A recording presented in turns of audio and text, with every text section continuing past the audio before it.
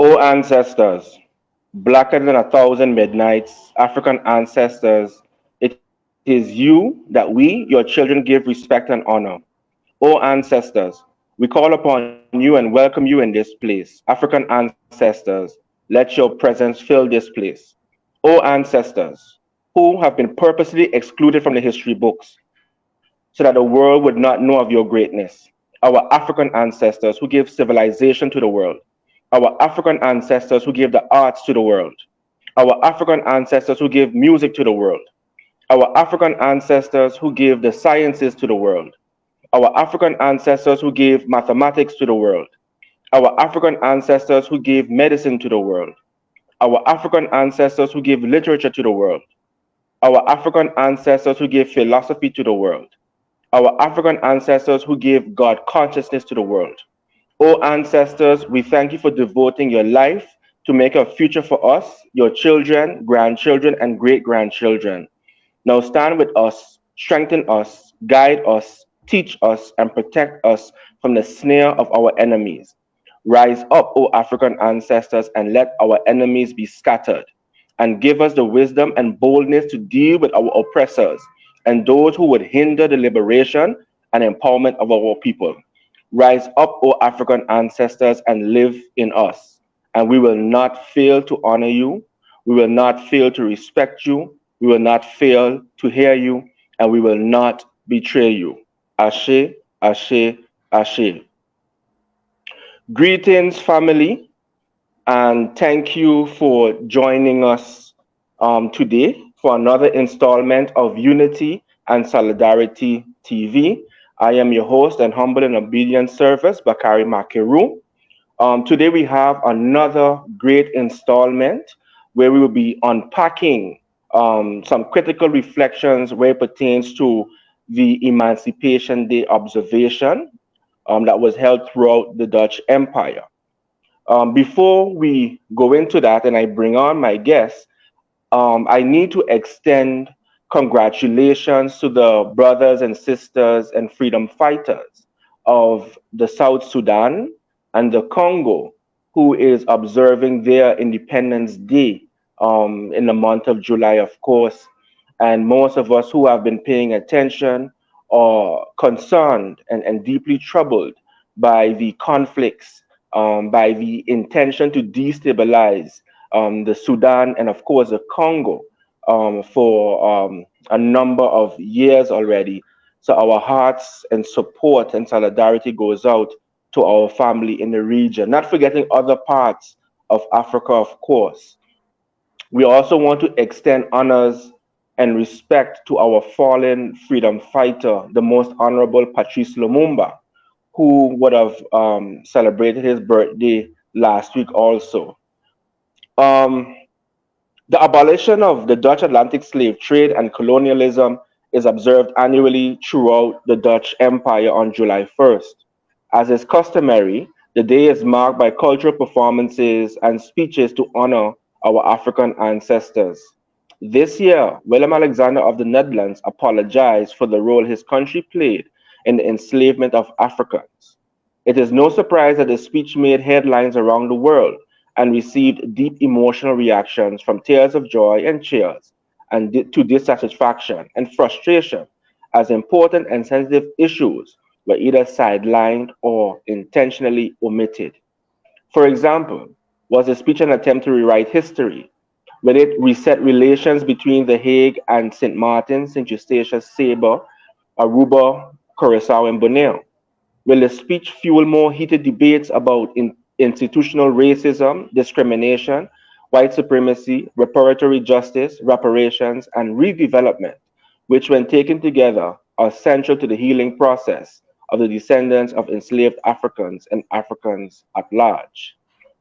Today, to help me unpack this subject, I have invited our brothers, Brother Kenneth Cuvalay and Brother Derrick Simmons, to share their critical reflections on this particular day, and of course to spend some time on the way forward.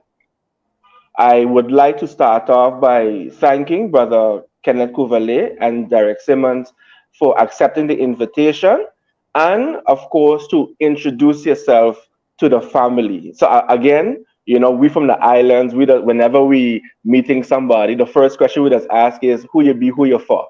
So I want to start off with Brother Kenneth, and then afterwards we'll go to Brother Derrick Simmons. Brother Kenneth. Yeah, greetings, and thank you, Brother Bakari, for giving us this platform as well to address critical issues in relation to the Dutch transatlantic slave trade and colonialism, which a legacy is which continue to persist. So my name is Kenneth Cuvalay. I was born on the island of St. Eustatius. I am president of the African Burial Ground Alliance and also president of the Monument Foundations on St. Eustatius.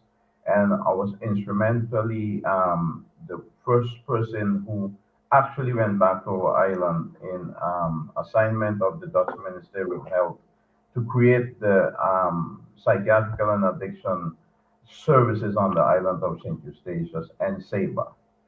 Um, that has been said, I would like to greet our brothers and sisters throughout the world in the diaspora.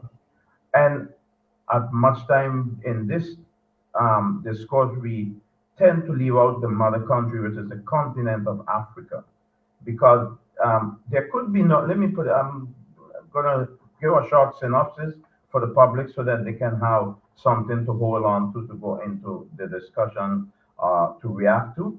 But look, the mother country today is still being exploited, and our resources have been stolen and taken away. But before I go into that, I would like to give thanks to our ancestors as well by citing the following: Ancestors, give me your hands. It is I who come into being through you.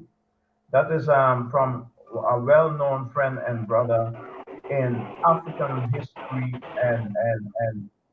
and culture, which is Brother Kemani Nahuzi. Then, to some of the core of the issues, I would like to cite a mathematician, Martin Nikan, brother, poet and politician. His name was Ame Césaire, and he said the following: I am talking about society's drain of their essence, cultures trampled on the foot, institution undermined, lands confiscated, religion smashed, magnificent, artistic creation destroy, extraordinary possibilities wiped out. Now, in relation to the 1st of July, all of the 1st of July and other dates, in my personal view, should be in light of the memorialization. And when I say the memorialization and honoring of our ancestors, I mean to the core of it, which means to say very little on these particular days you have been hearing or have been taught about the sacrifices that our ancestors has made and been through by launching their resistance in against the most barbaric and murdering atrocities that any um, people has undergo in our lifetime by dehumanization and on this planet. So I think on the 1st of July, we need to take more understanding of what is the significance of us being in existence on the 1st of July to start with. How did it come about? One will emphasize on the proclamation. The proclamation did not come about just like that. The white horror, Thank horrific you. murderers didn't just come up and say, you all are free just like that. It is because of our ancestors' resistance. Our ancestors freed themselves. That is not being taught. They will let us believe that it's people like Wilberforce and Lincoln, for that matter, who freed our people, you know. And I'll just give a short synopsis, if you permit me, brother Bacardi, is about 3 minutes. One of some of the biggest uprising of our ancestors was in August 1688 on St. Eustatius. That's not being mentioned nowhere in the Dutch curriculum. In Berbice, where most of the Dutch biggest plantations were ever being designed and exploiting and dehumanizing our people, the uprising there was in 1763. Bigger than that in Curacao on 1750, and that by Tula in 1795. In Demerara at the same time in 1823. Some of the biggest resistance of our ancestors. Against St. Eustatius on the 12th of June, in the person of Thomas du Pursay, 1848, led one of the biggest uprisings on the island of St. Eustatius, together with the neighboring island of St. Martin, and one in the person of one of our ancestors, here, how you said that again? Heroes and sheroes.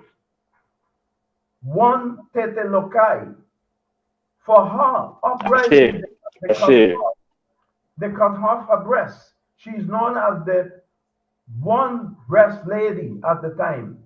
The followers of Thomas de Pursay was people like Prince, Joseph, Valentina, Abraham, Oscar, all being executed, sent to Curacao at the time and being executed.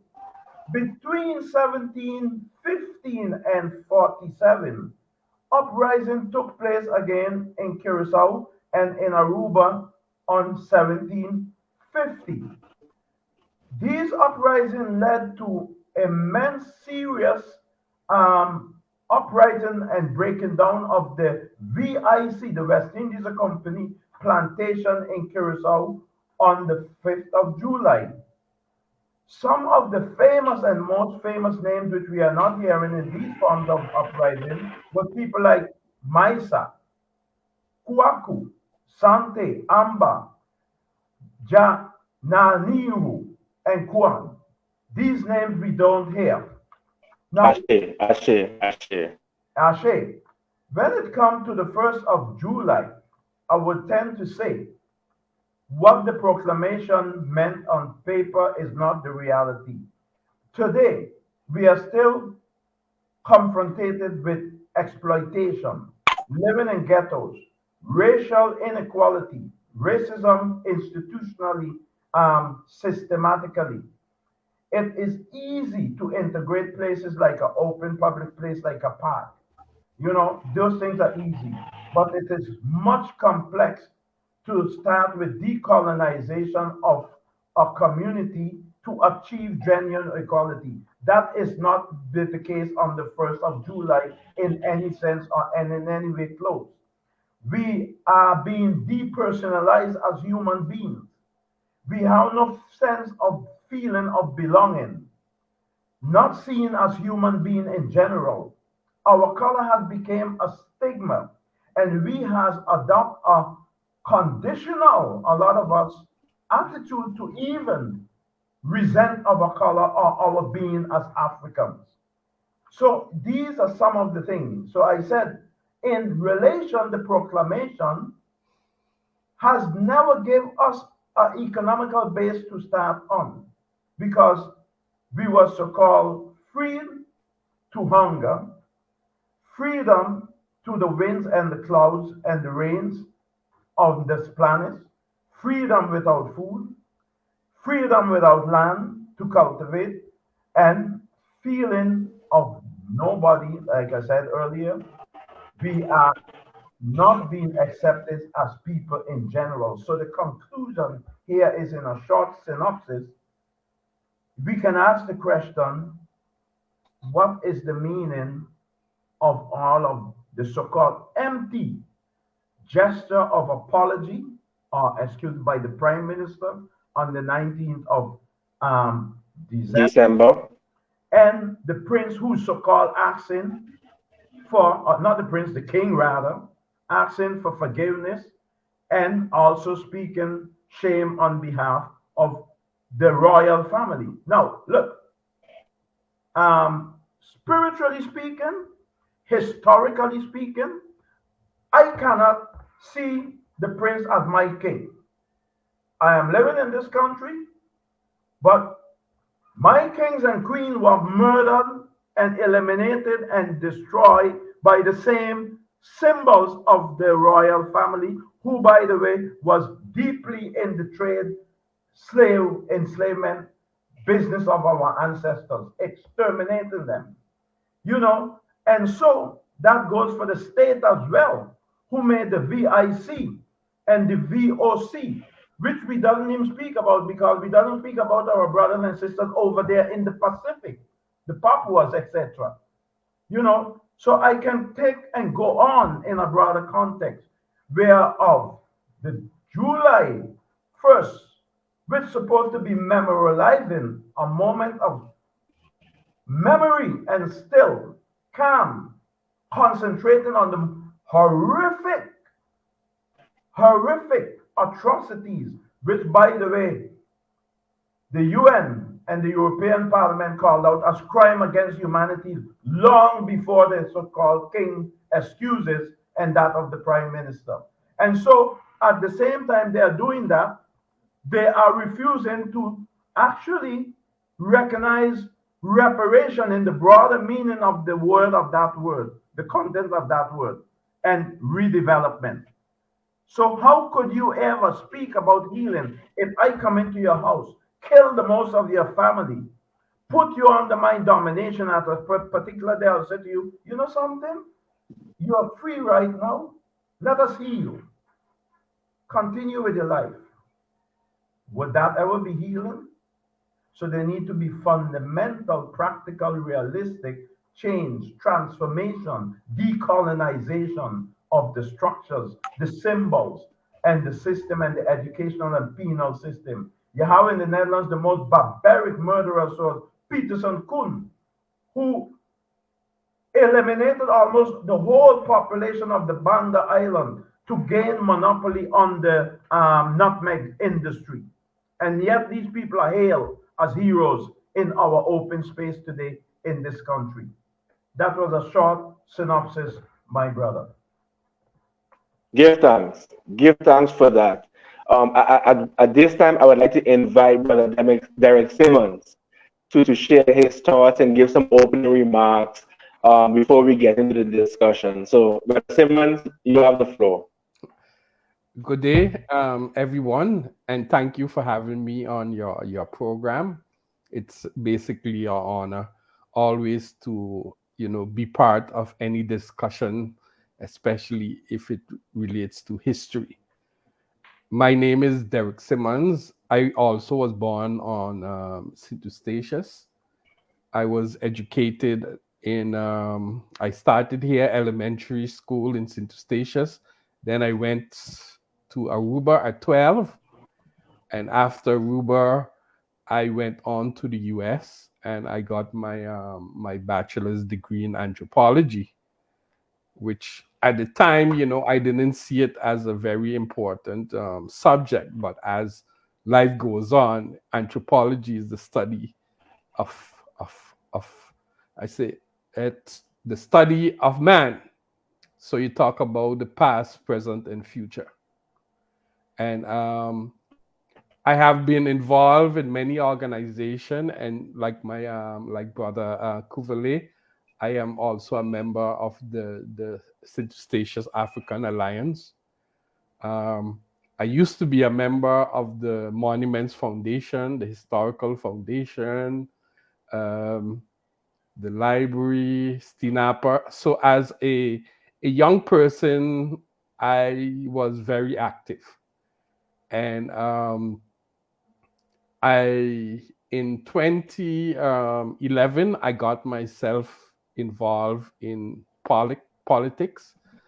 People will say you became a politician, but how I look at it is everyone is a politician. It is sometimes they don't like to admit it, but once you have an opinion and you have a passion, I see it. You're a politician, and so I have been island commissioner twice. The first time I was one of the commissioners that was sent home in 2018 when they took over the, supervision of the Sorry, who is they? Sorry, who is they? the um the kingdom government of Thank you. the Netherlands. Thank you. Yeah. And in 2022, last year, October, I returned again as commissioner. And up until there was elections in March, so I basically I returned as a civil servant in the automation department, which Okay. is, I when I look at a lot of work that I do, I always see it there's a beginning and an end. And sometimes you see persons they work all their life and they they got they get stick in a certain work until they die, and they do not think of the youth. And I'm a person who believe in passing on the mantle, so preparing persons to take over the work that I do. So persons usually tell me that I live in the past because I always talking about history. Every time I start with history, and I ask them, but if I don't explain what happened, how can I talk about what's going to happen? So how would you understand in context what I'm talking about?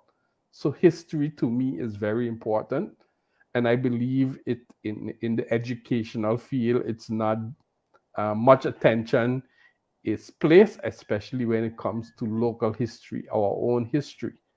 And I think that is a blind spot that a lot of our people have, that they do not know history, their own history, the history of the people, the neighbors, the different islands.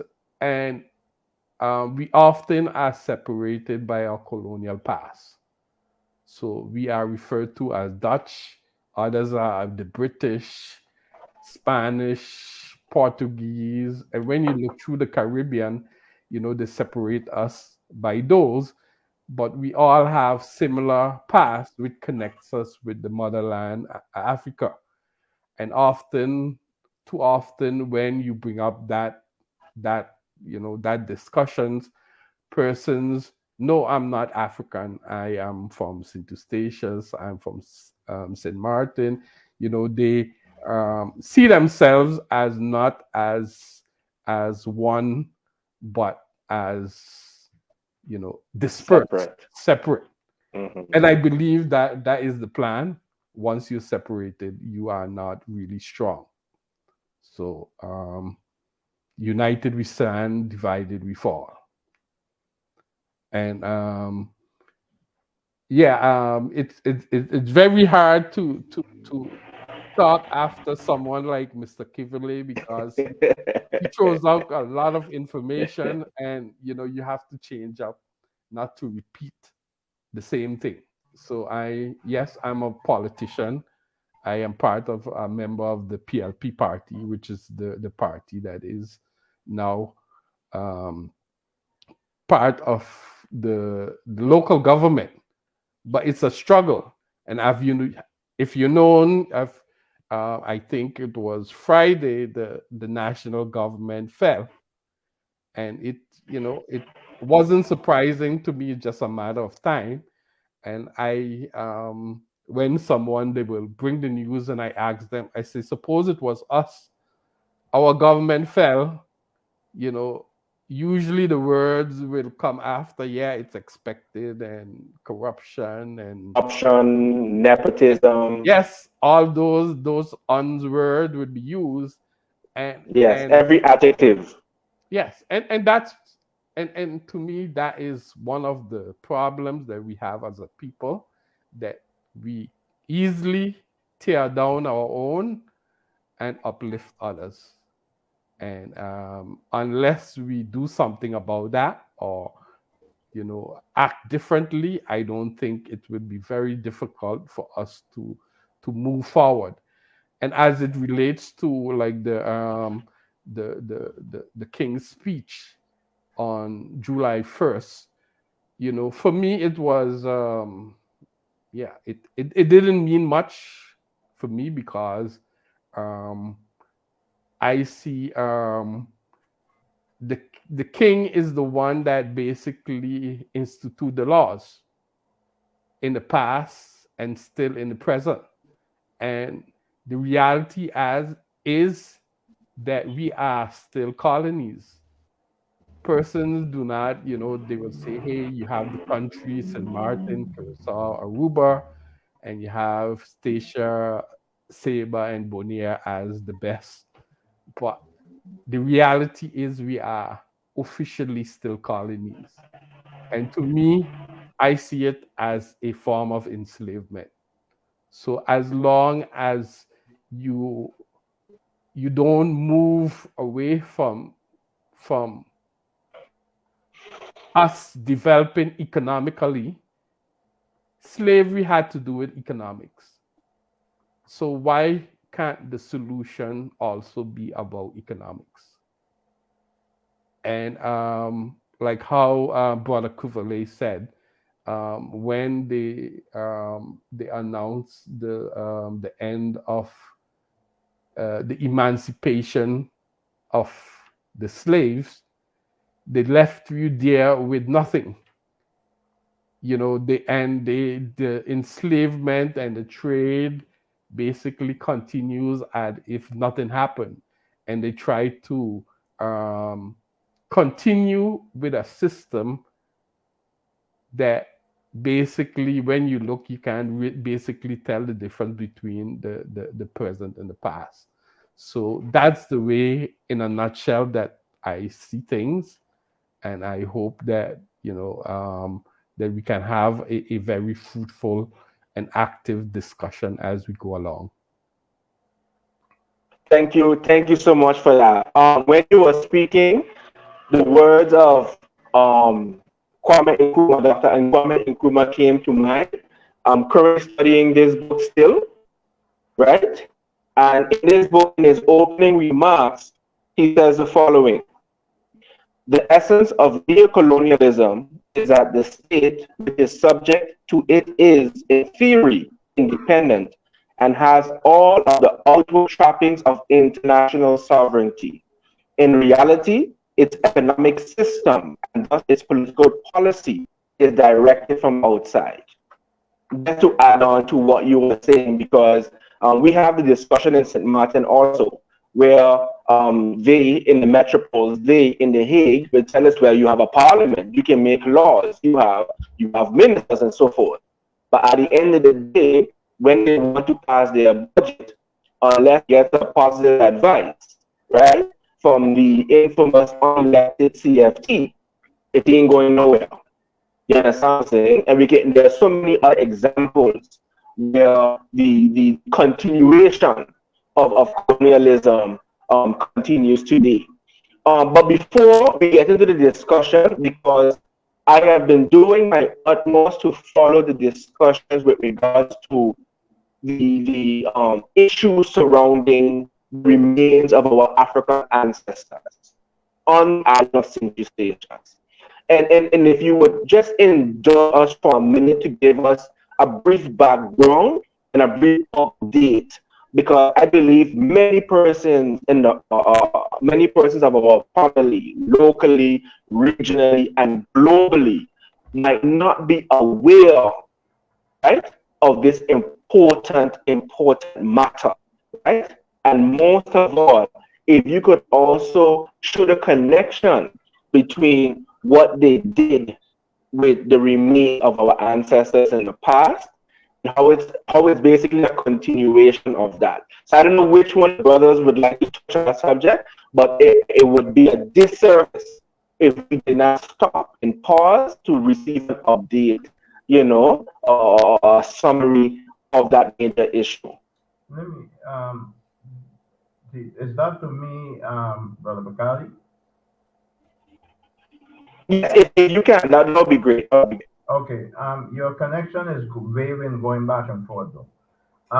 Okay. Look, In 2021, in March, and I can go back further because when you look at the Godet Plantation, already in the 90s and so forth, going up to the so-called discovery of the African 18th century plantation burial ground in Golden Rocks interstitials, Dutch and US.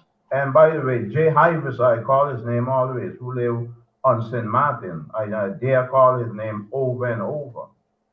There were people who were instrumentally busy with plundering and excavating our ancestors' remains as such.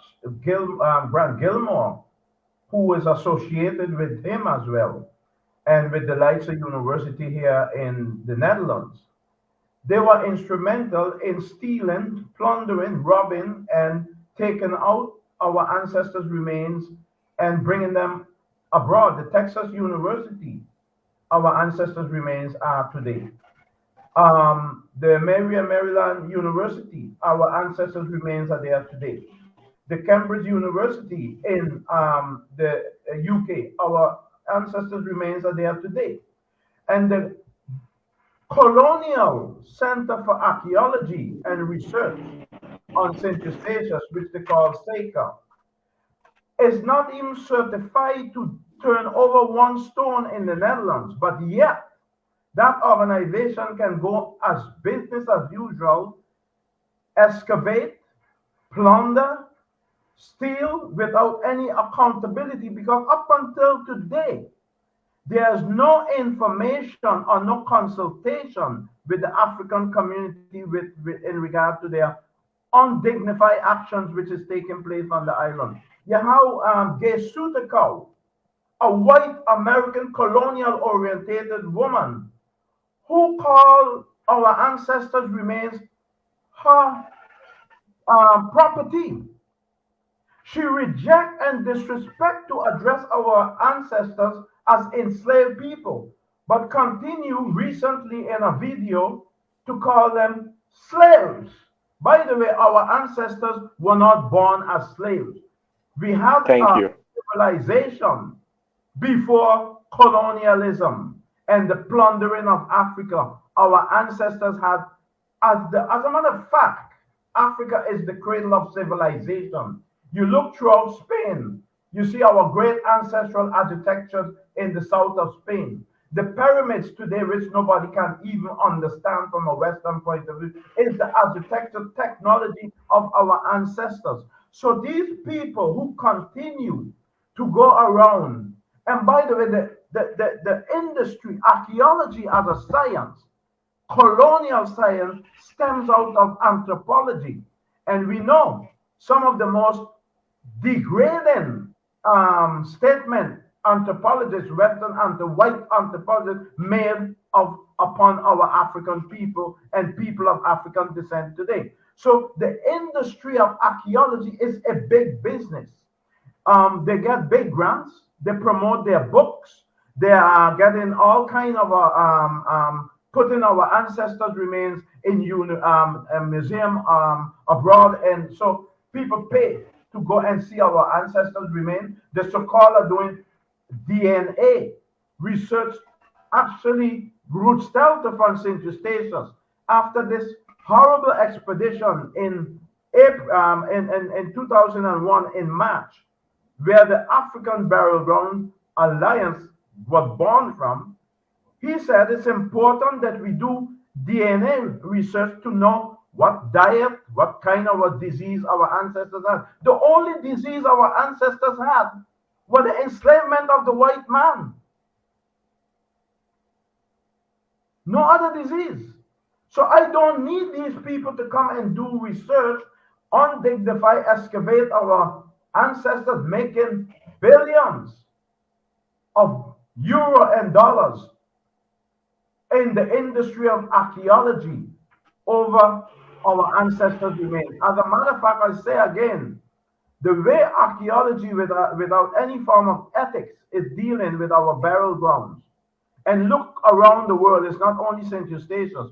Recently, we screened a documentary, A Story of Bones, from the island of St. Helena off the coast of Namibia. The same practices went down. They are going down as we speak in the Barbados, Jamaica, throughout Brazil and other parts of the world. So the disrespect towards the African people and their ancestors and our spirituality is something which the white colonial powers disregard totally. They will never go around and treat the Jewish remains or any Jewish burial ground, a Catholic burial ground, and, as such for that matter.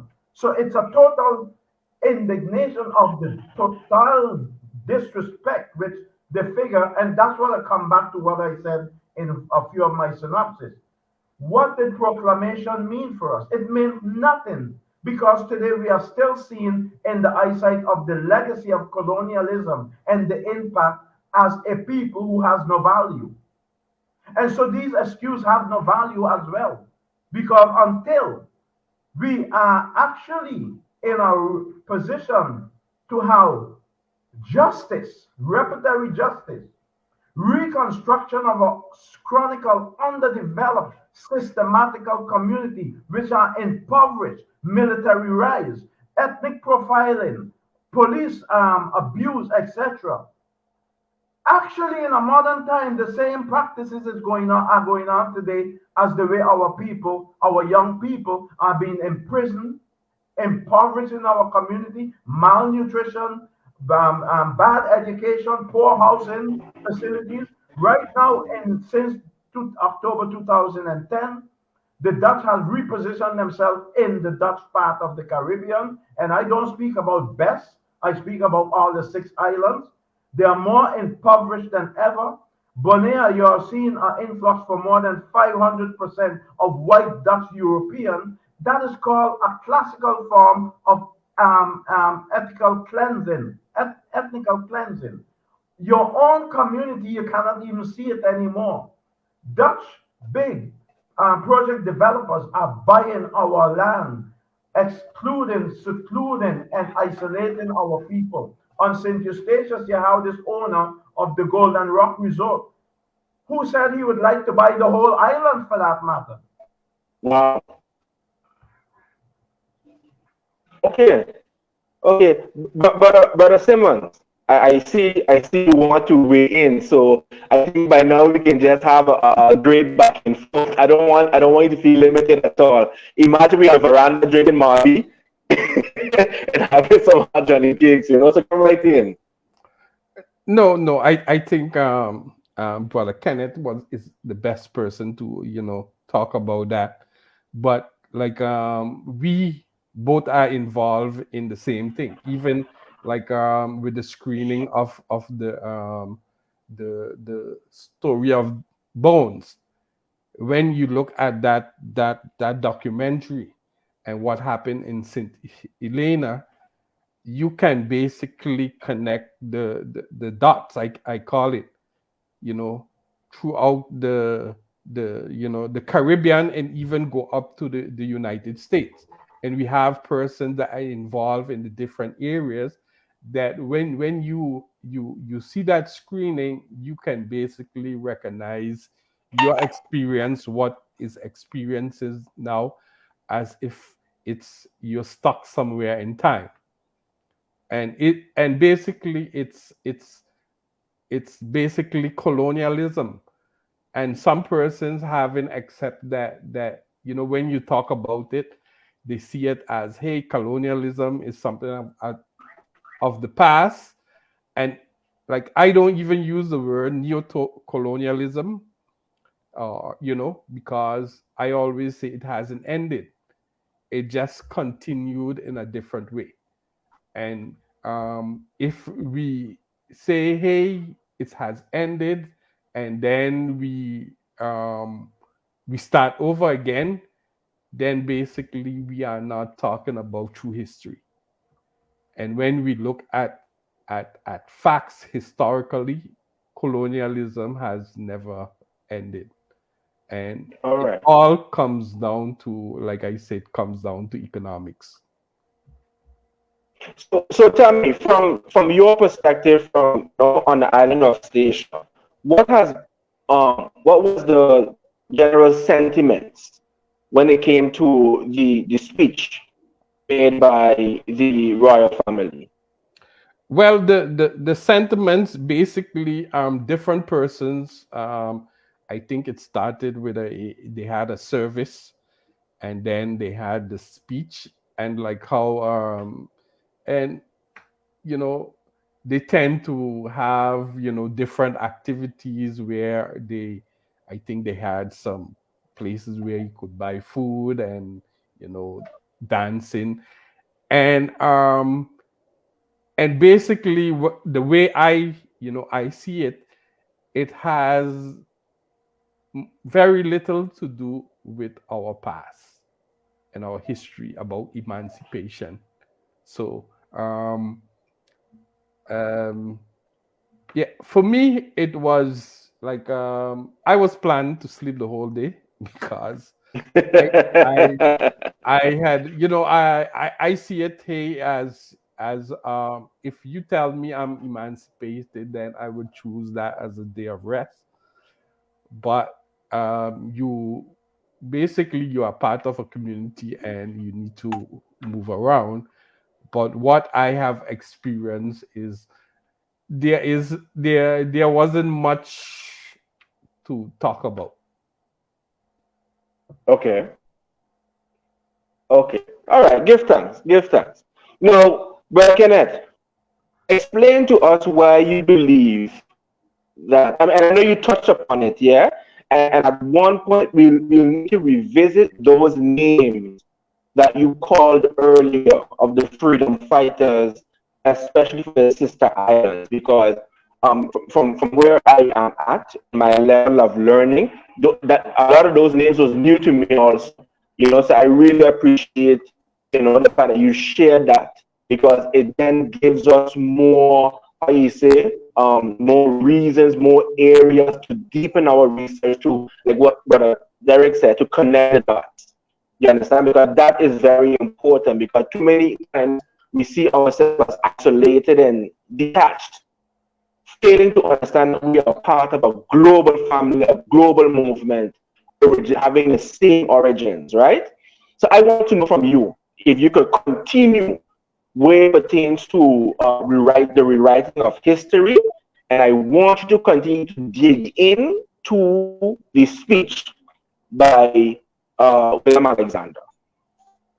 Well, look, the reason why most of us wouldn't be acquainted or even having any knowledge of those names, and these are just a few, just to be clear on that, is because of the mere fact that we are still in a state of divide and rule colonial system, which, prevent us from coming together. Education is something which is very powerful to bring our people together as well. And when you actually, and we use the terminology here, rewriting the history, I don't think we can expect, let me rephrase, we cannot expect that the white colonial structures and man scientists, researchers, gonna write our history. When we speak about rewriting our history, it is we and our leaders who has to be, and our academics who has to be proactive in rewriting our distorted history. Even you saw there recently the death of Queen Elizabeth. The crown on her head with all the diamonds was stolen from Africa. If you look at the Pope, and the symbol and the form of the stick which he walked with, is symbol coming out of Kemet, Asian Africa. So we need to have our educational system decolonized. In the Netherlands here, in the prescriptive form of education, you hardly will find any wording about our ancestors' historical meaning on this planet. It is not accidentally. It is for a purpose. And so once I'm hearing interference. Yeah, that's on my side. That's on my side. My apologies for that. Okay. So once you deprive a people from their historical history, you also destroy their identity. You're destroying their sense of belonging. And in that regard, your people is then wondering and trying to figure out where I belong. I think Mutaburaku also asked that question in one of his songs, where me belong, And that is what's going on today in our societies. And so it is not only about, and I come back to the essence of one of the points here, the 1st of July display in the Netherlands. Firstly, I said, and I'll say it should be a day of memorializing, only memorializing, nothing with drinking and getting drunk, and that has nothing to do with memorializing. It has nothing to do with reflecting on your ancestors' struggle and why you are and me are here today. So it should be a day specifically in that sense and light to reflect on our ancestors and our being today. And then, if you want to actually have a day of festivity, it should not be a day of festivity based on, 1863, um, Suriname's 1873. It should be a day of, giving credit in a ceremonial African fashion in honor of our ancestors as their pertaining to their resistance. Not these so-called days which the colonial powers did decide to write out on paper. By the way, like I said, the colonial powers didn't come and voluntarily did that. It is because our forceful collective, which was actually uprising, which triggered uprising in Haiti and the rest of the Caribbean and the Americas for that matter. And that is overlooked.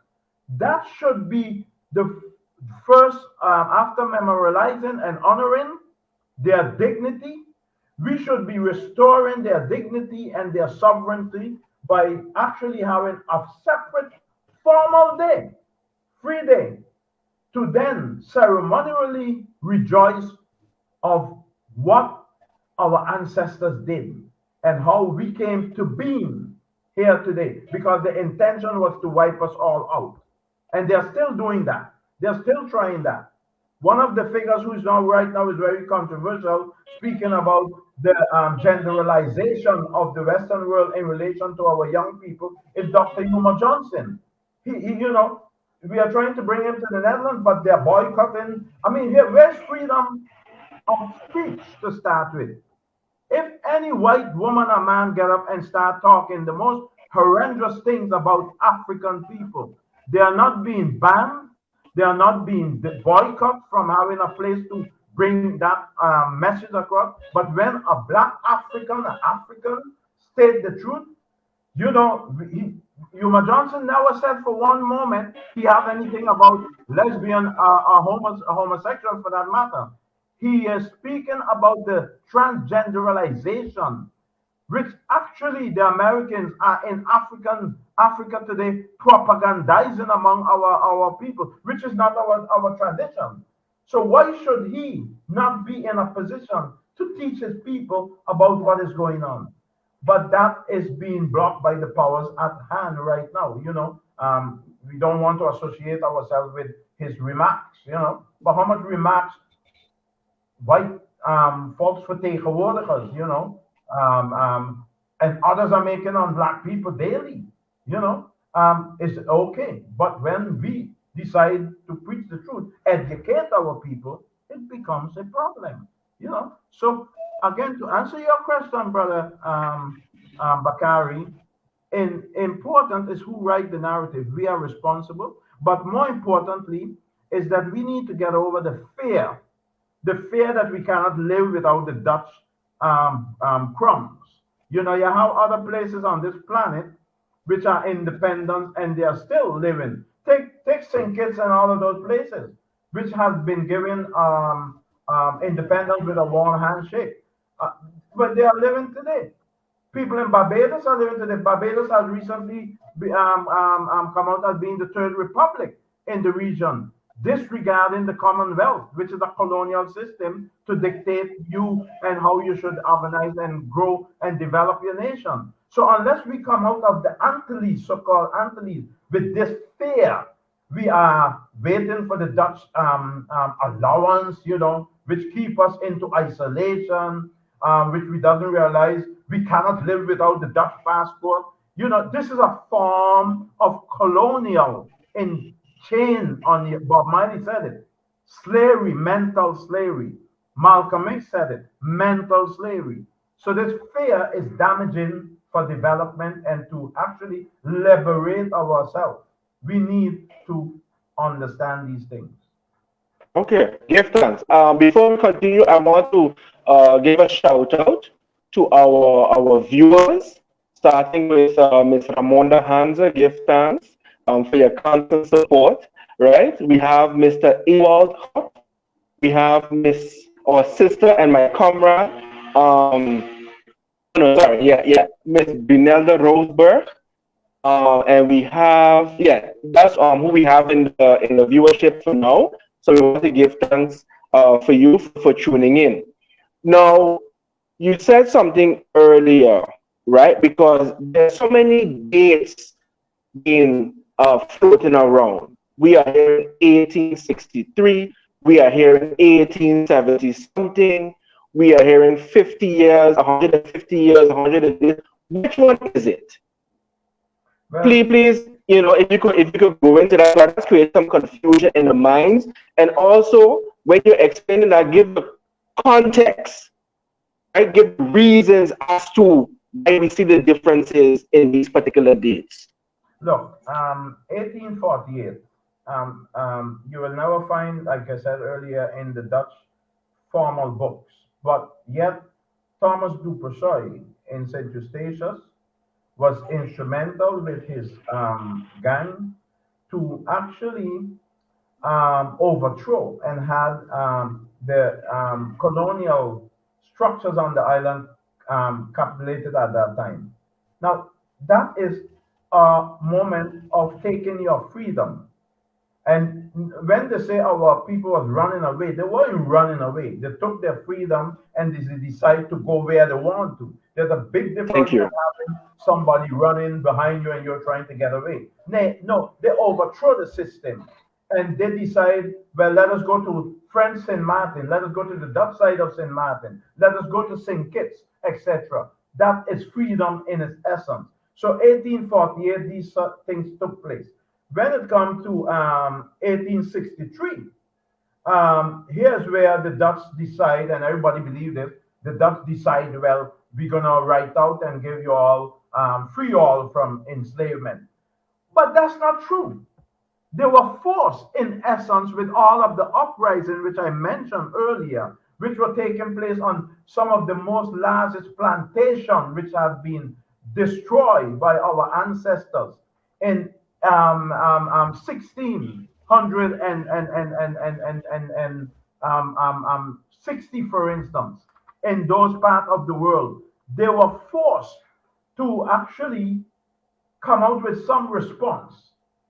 It isn't like they say, okay, we are ready to let you all free, and here we're going to write this out. Because look at the US, 1863, the same thing, proclamation. But what was the proclamation entail for the people in the US? They didn't have an economical start.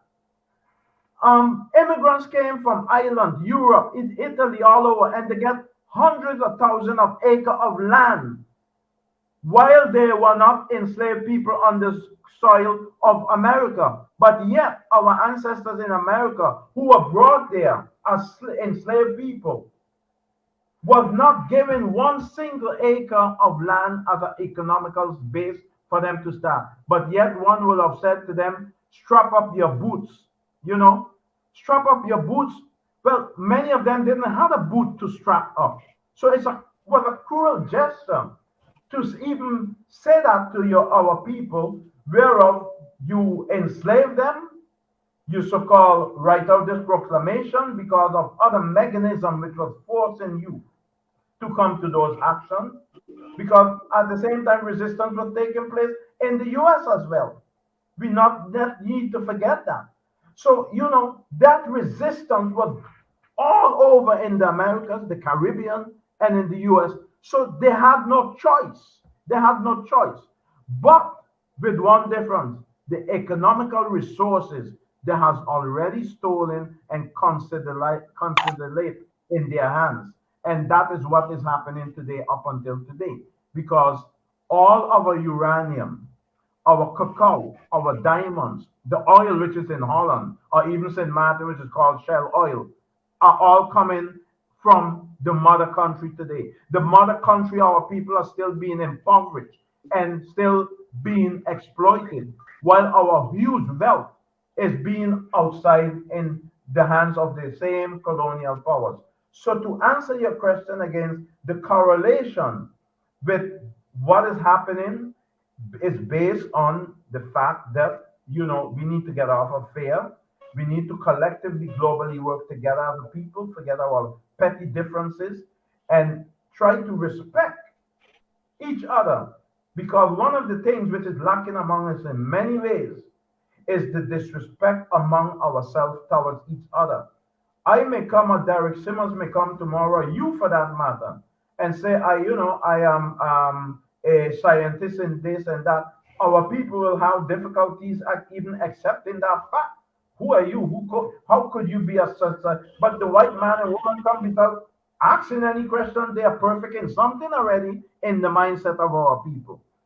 So we need to actually emancipate our mind and, most importantly, come together from a global point of view and consider our power as such, because we do have power.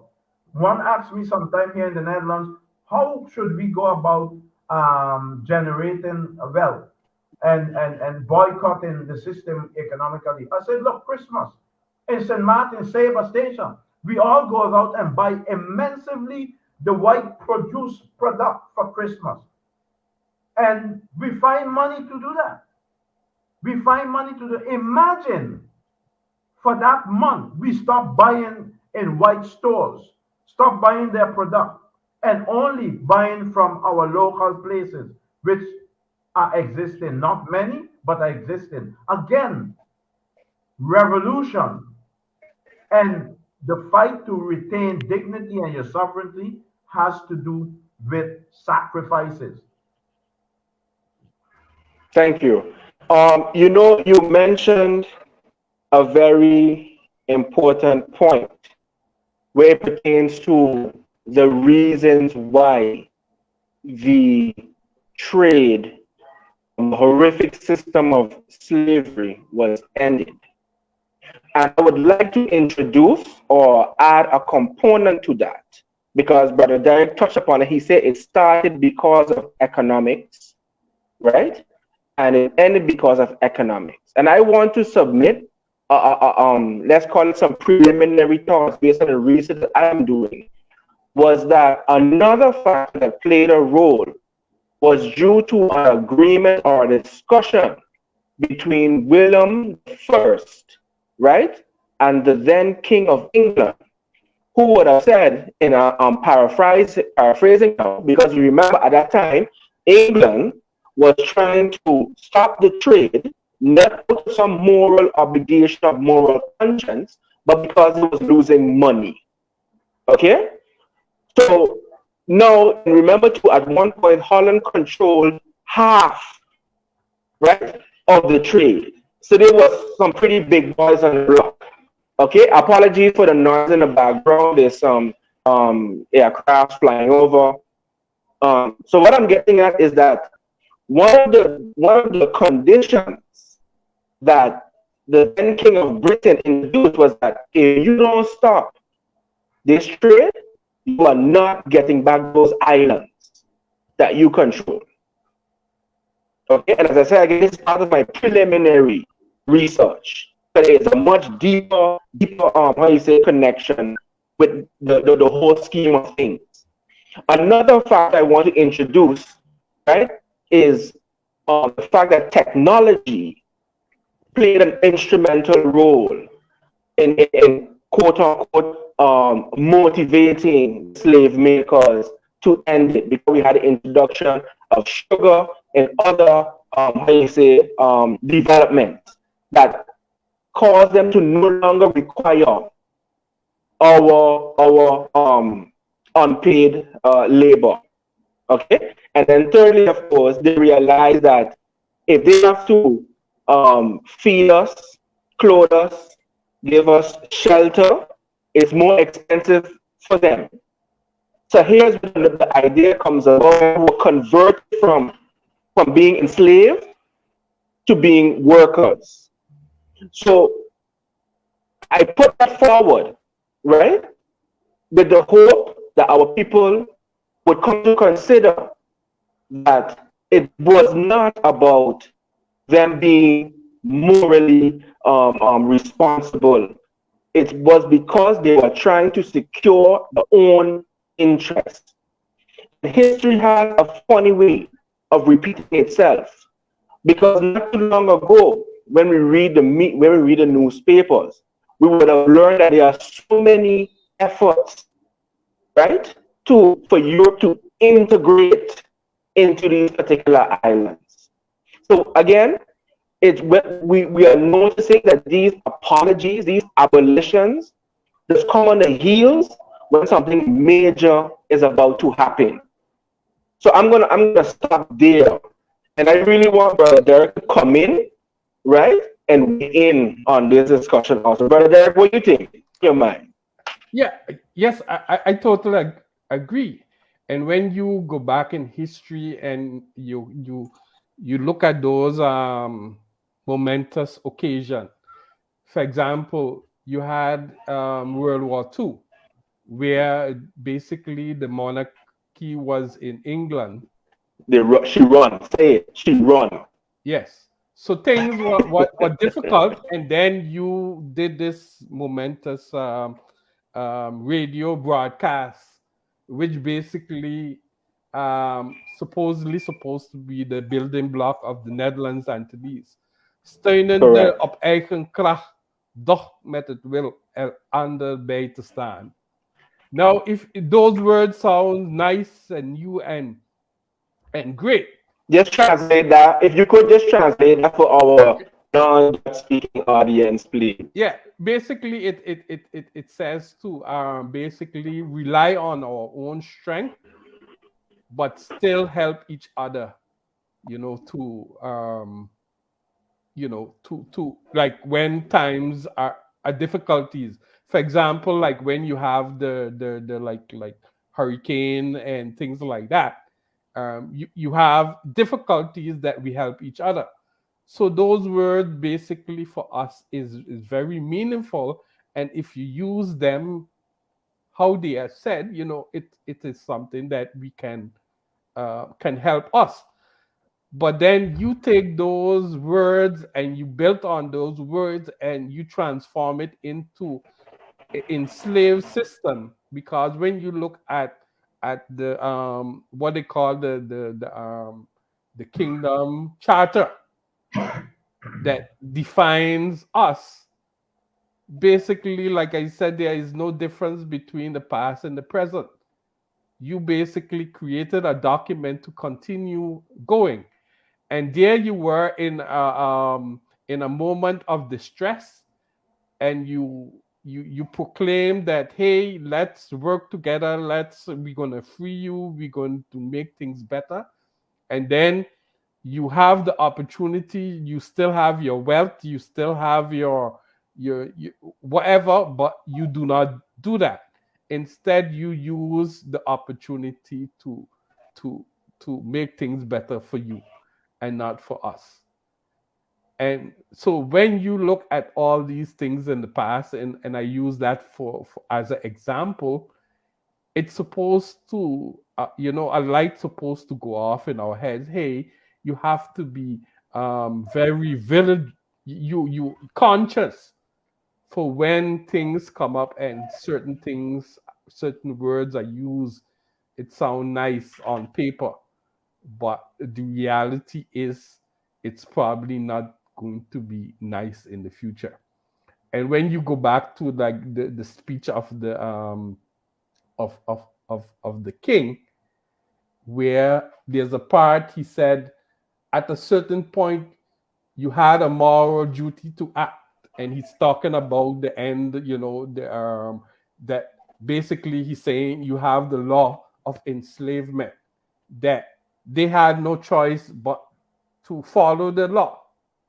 But you are the one who created the law. You put the system in place, but you look at it, hey, yeah, like, yeah, there's nothing I can do because it's the law.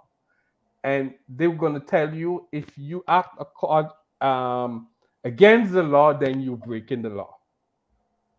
So you have to be also very careful when you see laws in place, and if you don't basically scrutinize that law, whether the law is good for you or bad for you, and often you have to do something to basically react to that law, then nothing will change. Like how Brother Kenneth mentioned about those historic events. If nothing was done, basically I think we still would be there on plantation doing the same work. And if technology hasn't changed, things will continue the same.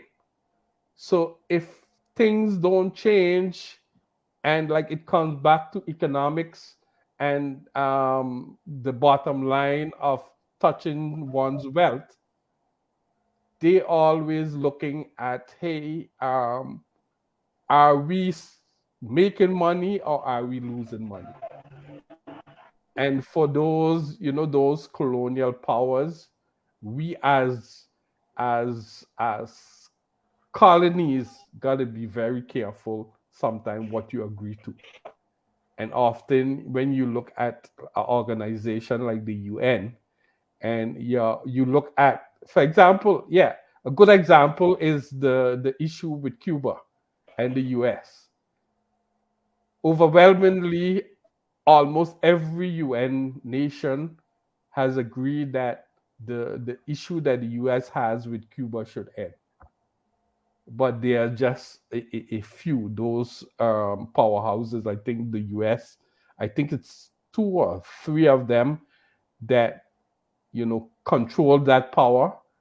And so although overwhelmingly the members has voted that such a thing should end, it don't end, because you have a system where you have these I forget the word, what you call them, those super um um they have the veto rights. If they do not agree, basically they could just put your whatever resolution you come with aside. So The you five, still live. the five big members of the UN with the veto rights. Yes. That, And so you have those things like that still in place. And if you continue having that kind of way of operating, basically it's still going to be an uphill battle. Mm. And I also want to add that I have noticed that whenever people in the Caribbean are making a move to be more self-reliant and self-determining, we see a bundles and boatloads of aid for development arrive to our shores, and then suddenly that passionate pursuit of self-determination and solidarity in most cases is watered down. Would you agree with that observation? Yes, absolutely. And Okay, you have to you have to be very careful with those kind okay, of things, especially the notion of aid, because often aid, and in the notion of looking at the organization, the UN, it's sometimes used as buying your vote. There's an correct. important vote to be done in a certain matter, and they give you a aid, they give you money to build a hospital. In the event that when this resolution is being voted on, that often probably they don't even want you to vote. All you have to do is abstain, don't vote, and that's what they want. So they just want you not to vote for something. And Correct. as a Caribbean country, I think it's sometimes very shameful when Mm, one country or one island is in trouble, that the others are not there to support them. And they basically yeah, give away their vote because of aid, because of money they're getting from these wealthy um, other countries, basically securing that vote don't go anywhere. And that's the reality we live in. Whether mm. person wants to accept it or not, it is a reality, and that's what it is. What it is. Okay. Give that. You know something that caught my attention, and maybe it caught that of you all, and of course the viewers, was that in the speech apparently made an attempt or apologized for slavery, but I seem to have missed an apology for colonialism. Did that observation come to mind when you was listening or reading the speech? And another observation was that a lot of attention was placed, in my humble estimation, on our brothers and sisters from Suriname and Indonesia. However, what has become common practice was that there was no mention of the devastation the Dutch caused in Guyana, in Brazil, in Ghana, in South Africa, or rather Azania.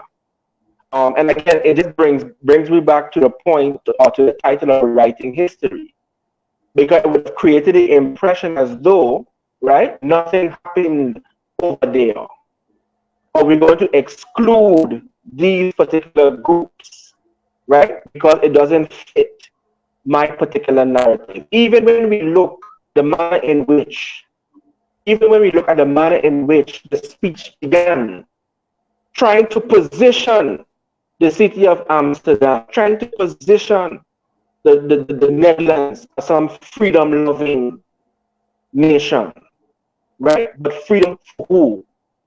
Fighting oppression for who? So to start your speech in that way and then act now as if, well, you know what, it wasn't practiced on the other side of the world, right? And then to try and distance yourself, right, from the previous stockholders and kings who turned a blind eye is hypocritical to me. And I say that because not too long ago, and Brother Kenneth or Brother Derrick, you have to correct me, but not too long ago, it was the same individual that stopped riding around in the golden coach because of the images, right? Because of the images superimposed on the particular coach. We all know that royal families, right? They do not mess with history. They are taught, right? They are reminded of their particular history. They have all the resources at hand to know what is going on. So now to pretend, and these are my words, to behave as though that this is just new information, it doesn't sit right with me. You understand what I'm saying? It does not sit right with me. I lived in the Netherlands. I had the opportunity to go to their libraries, right? I had a great time at the library in the African Studies Centrum in Leiden. But I'm sure you're familiar with that particular library that has wall-to-wall documentation, right? When it pertains to our story. And I haven't even talked about the other research centers in The Hague, Amsterdam, that has the documentation, the log books as yet. Okay? So I want to know from you all, based on that, what other aspects of the speech would you say was an attempt to exclude or to rewrite our story? It's open for anybody. Anybody can jump in at Okay, this let me think before, Brother Kenneth. Um, Information is very important, especially truthful information. And I could remember a discussion me and Brother Kenneth had, Brother Kenneth and I, with another individual, and I brought up the subject about what's happening there with Venezuela. Where they basically they were about to invade Venezuela, as if it's a fact, a historical fact. The person basically exploded as that's not true. What I'm saying is incorrect. And I was shocked, because to me it's, hey, it's a fact for everyone to see. But sometimes when you bring up those kind of information, you get a pushback where they try to bury that like it's not happened. They try to erase history, that part of history didn't happen. And I think if they do it often enough, they sometimes succeeded, because the internet has a lot of information on it. And sometimes I'm amazed at, sometimes I know something happened um in history. I was there, I experienced it, and you try to Google it and do research, and it's not there. And I know that there has been a attempt basically to erase that information from everywhere, that it do not exist because it reflects bad on them. And so when it, like, in the past, and going back to technology, information used to be stored in books and libraries and filing cabinets. Now is basically out there in the cloud, on computers. It should be easier to access. But still, although that is the reality, there is information that it will be very difficult for you to access, because there are those that don't want you to access it. And people often will look at places like China and Russia. They're very particular about their population getting information. But we too live in a system like that, and sometimes we do not know. And when you, like, you are not aware of a certain thing, you are not aware. So it's very difficult to speak about it if you don't know something. And I think the that is what they're trying to get to, that certain information they see as dangerous, and they try to erase it from all over the place. I totally get where you're coming from. Yeah. The concern I have, and what I continue to see, is them trying to control every aspect of our historical experience. Let me point you to another aspect of the speech, which I think was very troubling. And family, I I hope that what I'm about to say, right, can be verified, and I want to be corrected. But when I read the English version of the speech, and I read a part that says that our ancestors was crammed in a stuffy room, it begs a question. What image are you trying to portray, right? Who are you trying to appease with such a statement? And furthermore, what are we talking about? Because to describe, whether it be the dungeons at Elmina Castle or Cape Coast Castle, right? Or the horrible bowels of that slave ship, to describe it as a stuffy room it really makes me question the intentions, right? It makes me question the mind of a person who would have committed that statement to paper.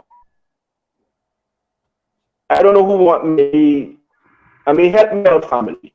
I missed, I'm looking for all you guidance right now.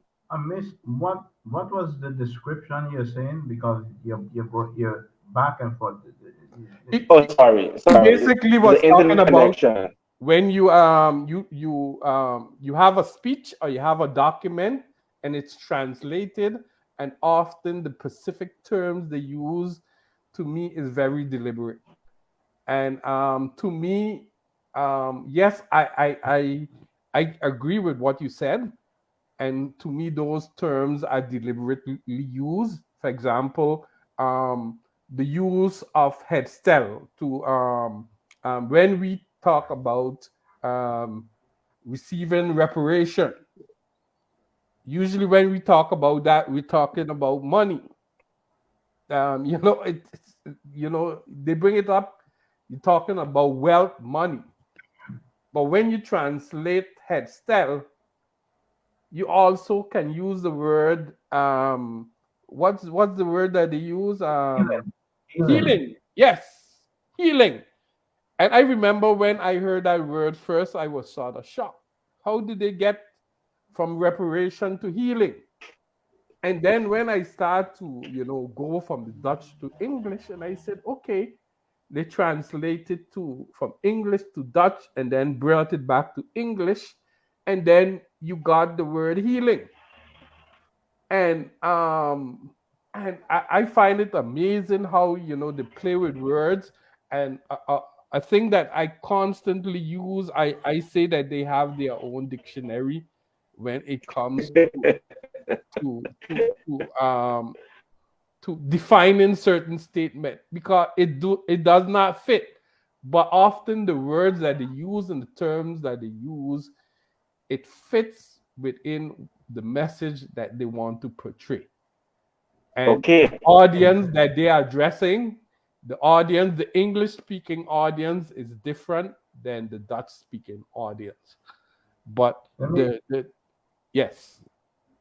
let me elaborate a bit on those things because again, I continue to use the word in distortion. Mhm. Distortion is actually the implementation of the process which has from day one distorted our African being, our African history, the meaning of the African continent and the African people based as the cradle of civilization. Mind you, Europe came out of the dark ages with nothing, no how, no knowledge, diseases, etc., etc. So these terminologies, and if you make a translation, yes, it's deliberate because whose machine is doing the translation is the colonial system is doing the translation again to mislead and distort. Now coming back to the core issue of some of these things when you look at the speech, one is differentiating all the time between slavery and colonialism. As a, Mm-hmm. as a matter of fact, they only use the word slavery, where you cannot actually have enslaved a people without Without. act of colonialism. Colonialism Thank you very much. means to say you go in, you take over, and you decide and you dominate and you put another country under your domination. That's what happened into Africa. And that is what's still going on today in a greater sense. So it cannot be owned, and that's why I continue to use the terminology Dutch transatlantic slave trade, or European transatlantic slave trade, and colonialism in essence, because the two goes together. And coming back to the notion of reparation in the broader meaning of the definition of that word, which I said earlier, it does not only constitute money, it constitutes also decolonization, educational transformation of educational system, redevelopment of our underdeveloped communities. You just have to read the book from Walter Rodney, how Europe underdeveloped Africa, and you'll get a clear view as to what we are speaking about. And there's no terminology which you should be using neocolonialism, because neocolonialism and enslavement even didn't stop, because when you look at marginalization, poorhouse facility, social economical deprivation, poverty, and malnutrition, structural institutional racism, and systematically in the structures of the powers at hand. These are form of a continuation of how you enslave people into a classic form. So slavery really didn't end. Most people on Curacao, St. Eustatius, Saba, Bonaire, St. Martin, Aruba, and Curacao have to maintain 2 or 3 jobs just to continue living. Is that not enslavement in economical context? White privilege is those who can sit and say, I have. I'm not saying all of the white people. I have a minority of them who probably are genuine and try to be genuine. But the mere fact, those who control the structures, the system, which colonize and continue to carry out the legacy of Dutch transatlantic slave trade and colonialism in institutional form, systems, the symbols which we see in our community, which are being upheld, is a form of image forming how your children, whether it's white children or black children, are being indoctrinated with the continuation as such.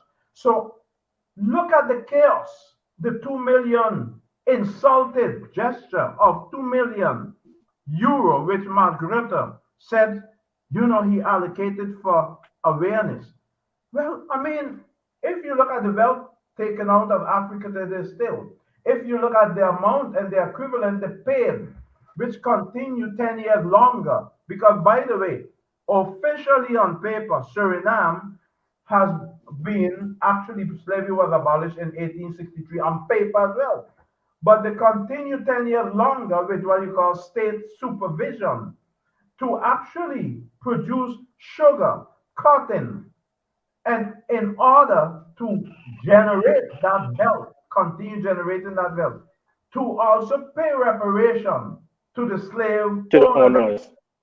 When you take that equivalent today and you look at that in the quantification of monies, it is in the billions.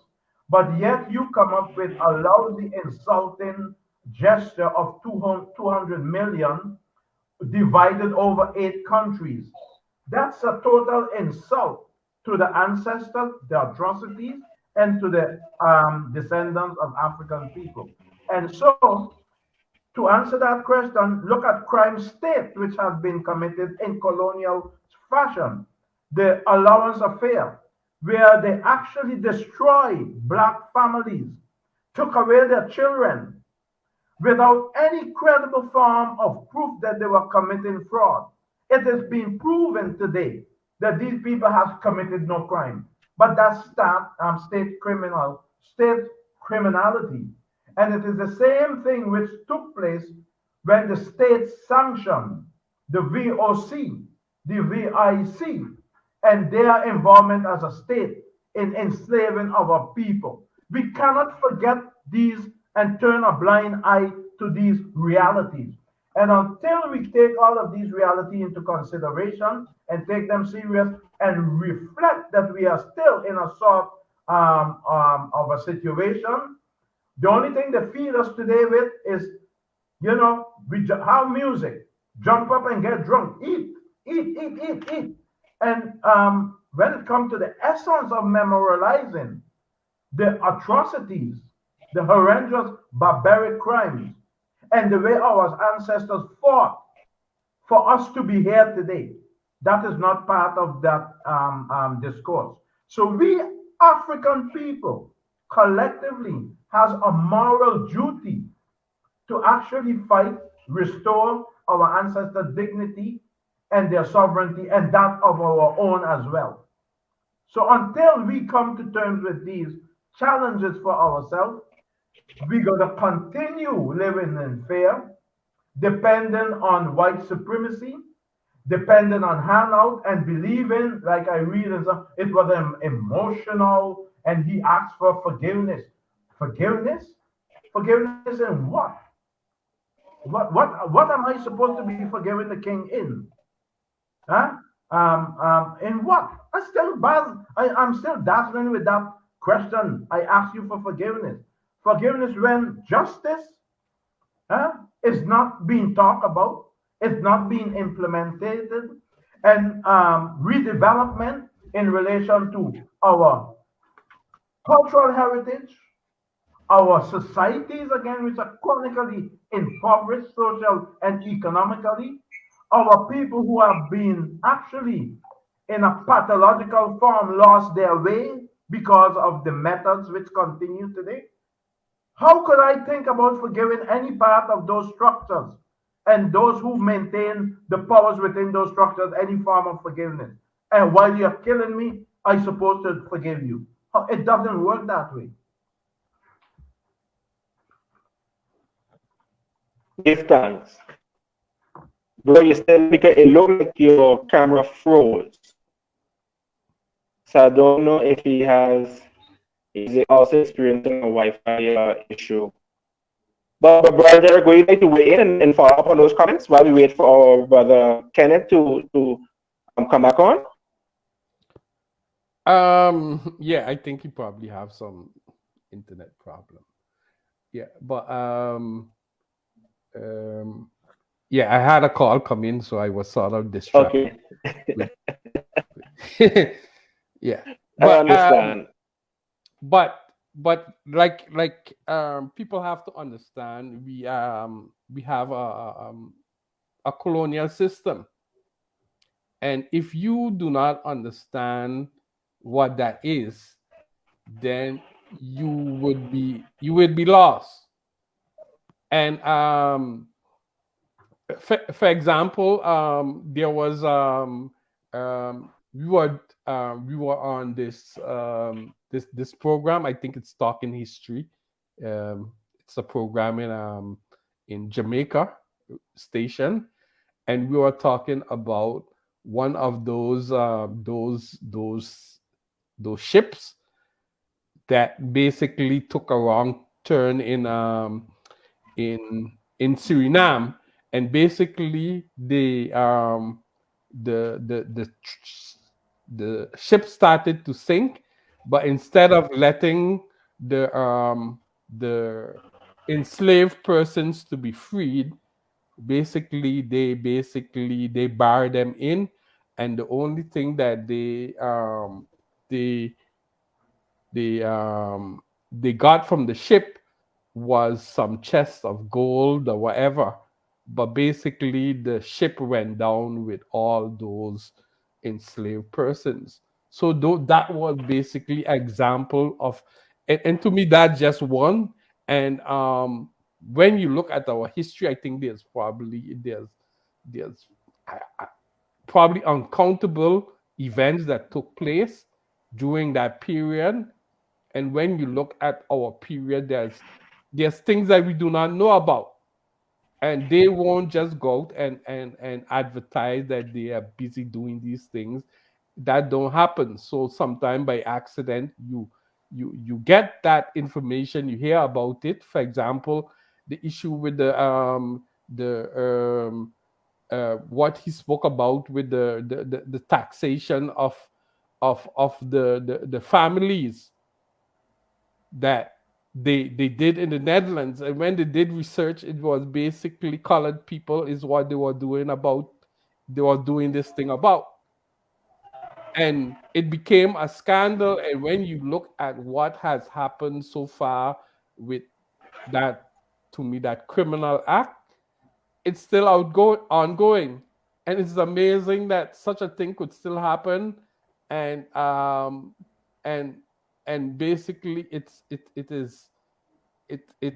like people is thrown from the cast, not the mur, and they cannot basically get their lives back together where it was disrupted because of something that they did not do, but because of the color of the skin you was picked on, and you became a victim, and your whole life was destroyed, children taken away, and it was you did nothing wrong, and up to today you still can't get your life together because Justice. yeah, Yeah. justice. And that is the reality we are living in. And some persons, like on our island, in different places, if you tell them that story, it they won't believe it because of we are the one that telling the story. But those are things that are happening, and we are under this system, this colonial way of thinking, where depend on where who the information is coming from, it's believable or not. Look, That my that's yes. Go ahead. Go ahead. my view on that is that again I emphasize enslavement of our people. You see, that's the trick. How do you define the terminologies in relation to the practicality? Enslavement of our people and colonialism still continue because, again, like I said, as enslaving our people, what you did to those people when it comes to the allowance affair, alleged being committing fraud, whereof within all the governmental structures, the tax department knew and warned that it was wrong. The prime ministers and all of them never take any action to avert from that. No, continue. And so when you psychologically and mentally inflict damage by way of crime on a people because you have that power to do that, that is still a form of colonialism in the practical sense as you execute on those methods. Coming back to the ship, the ship is called the Leusden, Yes. which 670 men, women, and children were indeed locked into the chambers of the The ship. bowels of the ship. Yes. Yeah, and systematically, I need to use that word, intentionally and systematically were murdered. And the captain and his crew saved a chest of gold. And they were acquitted at the time from a judge in Amsterdam. By the way, the municipality of that ship, which is called the Leusden, who, by the way, are renomated African brother Leo Bolai, like brother Derrick used the word accidentally, stumbled onto that dossier into the National Archives and went and did a thorough research. So I'm not speaking here about something I'm grabbing out of the air.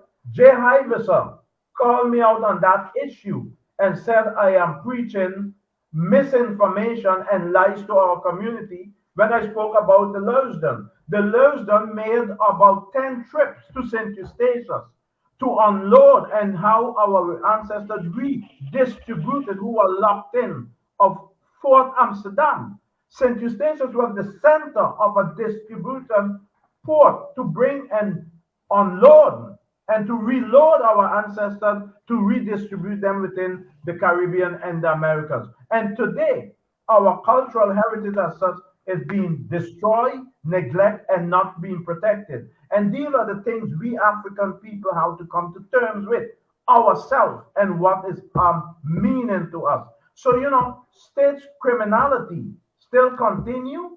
Forgiveness, I don't see how the hell I can forgive somebody when he's having a gun at my head and telling me I'm gonna kill you. And but when I finish, forgive me still. How does that work? And in the equation of what is happening to our people today, families been destroyed mentally, psychiatrically. There's no turning back on that. There's no turning back.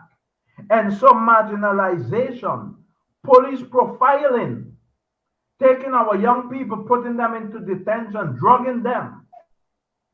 These are the things which are going on today in our community. systematically. So how could our people, the so-called elite, who are most of the time colonial orientated still, who proclaim to represent the African community, places such as the organization of Nancy, places like Okan, which doesn't come out and do any or say anything. You know, we have to call these organizations to accountability. It's our money. And the 200 million euro, which created chaos, is a total insult to when we come to reparation and the magnitude of what entails the meaning of reparation and awareness. Awareness for who? You, Brother Bakari, or the Brother Simmons, you tell me any black person in this society, when they look in the mirror, if they didn't recognize somewhere in their life they have been degraded, they've been discriminated, they have been marginalized, they've been insulted because of their color and who they are, I would like to hear those who never experienced these practices. And yet, when they say no, those are the people that said they are lost in the sense of pathology. It also makes them sick and you lost track.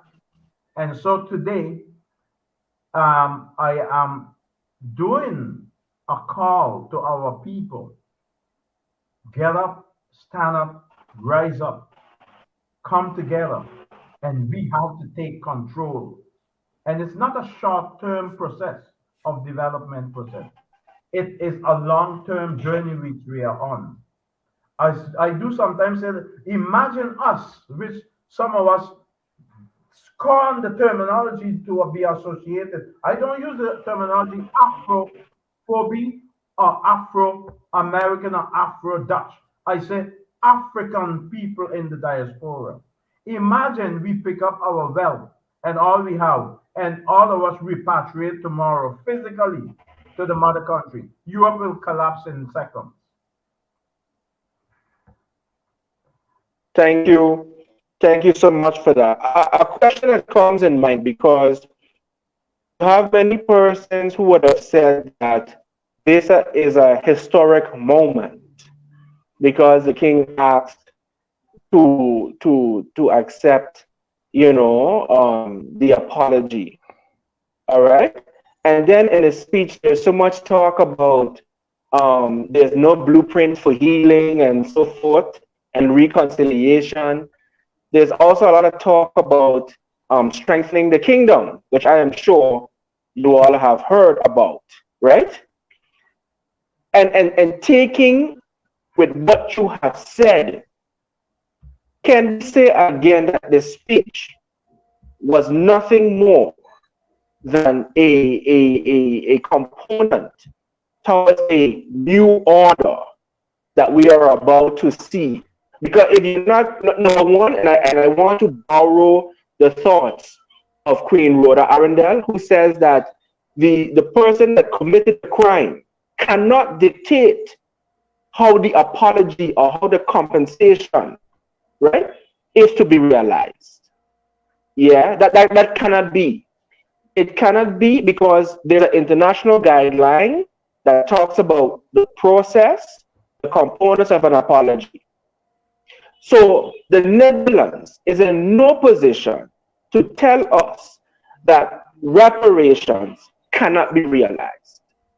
Neither can they come with this, whether it's €2, whether it is 200, whether it is 200 million, whether it's 200 trillion. They cannot unilaterally decide, right, the amount, the terms and conditions, right, of the reparation. And that's important. Yes. Okay, you would have some talking about how would reparations be paid? Should it be done individual? Should it be done? At the end of the day, that is something for our community to discuss. Because reparations will look different per neighborhood, per island, per nation, state, or country. What do you think about that, my brothers? Well, look, you're saying the right and correct, and that's where you're hitting the nail with the hammer right on the head. Again, in this point, at this point in time and juncture, it is not for the king, Margrethe, or any part of white supremacy anymore to determine what is our narrative. It is us. And at the same time, it is not that we should be begging for anything anymore. The table is turned. It is a moral and ethical demand we should be making. What we decide is best for us and how calculation, redevelopment, preservation of our cultural heritage, we are the one should be determine these things. I remember the president, I think was Barbuda, who said that when the king come from England and say, I understand how it is to be enslaved. He said, how could you come with such the terminology you could understand? You never experienced enslavement. You never go through the impact of enslavement. These are colonial degrading and insulting statements. And so he said, it is time we stand up and make our moral and ethical demand and stop begging as beggars. That time truth is gone. The table is turned. So you're right. And our narrative, our history, which has been distorted, we have to rewrite our own narrative, not them. And by That's the way, correct. we cannot expect the devil to do good. The devil is the devil, and that's it. Yeah, but what makes matters very complicated is because we have the, what do you call, the informers, the backbiters, the vampires that look like me and you, that they will handpick and say that they are the ones who representing us. So that is the danger that complicate these things, because there's those amongst us that will take $1 and sell everyone out and say, hey, this is what it is. I And agree to that point, Brother Derrick. I totally agree with it, not cutting you off, but I always try to reverse that when people say, yeah, especially white people, but your ancestors in Africa dealt in the slave trade as well. I said there are yes, always collaborators in every race. Nazi Germany, you had Dutch collaborators who collaborate with the Nazis. You had people in Spain, all over Europe, who collaborate with the Nazis. You're always going to have collaborators, but the instrument which has been designed to dehumanize and enslave and make a people a slave, our people didn't deserve. And by the way, a lot of those collaborators were threatened, if you don't go and come back with your own, we will kill you at the same time. So it's more complicated indeed. And by the way, the collective mindset, Brother Simmons, is what we are talking about. It is we, the people, the community, how to find common grounds and get up and revolt like our ancestors revolt against these traitors who are inside. Because if we do that, they have no grounds to stand on. yeah. I'm just was mentioning that it exists, I and know, No, all. I listen. I know Yes. it exists. Listen. It has been existing. It has been, as Brother Kenneth said, for a very long time. But what matters is our response. Okay, because when I hear some black organizations, right, stand up and say that reparations are not important, I become very concerned as to their particular agenda. Then when I consider who is funding them, I start to understand the reason why. And I can even go further and say, when I see who they are married to, what political party they support, yeah, I start to understand why. But I also think that it is incumbent upon us to expose those persons and to remind the wider community that they do not speak on our behalf. Right. Because the slave makers have a tendency, and which was evident in the speech, the slave makers, the colonialists have a tendency of only listening to those views that he or she agreed with. He's only or she's only going to listen to those views that feeds in, that fuels their particular worldview and their particular policy. Okay, so we have to be very, very mindful of that. And I want to add upon something that Kenneth said earlier about basically boycotting the system, because that is the only language the capitalist, the colonialist understands.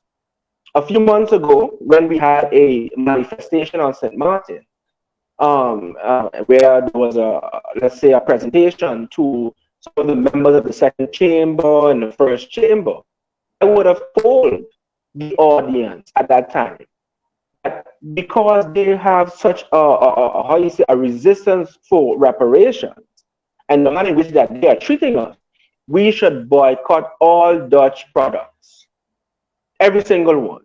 And if we can fly on Winair from the islands to the Netherlands, then we should do that also.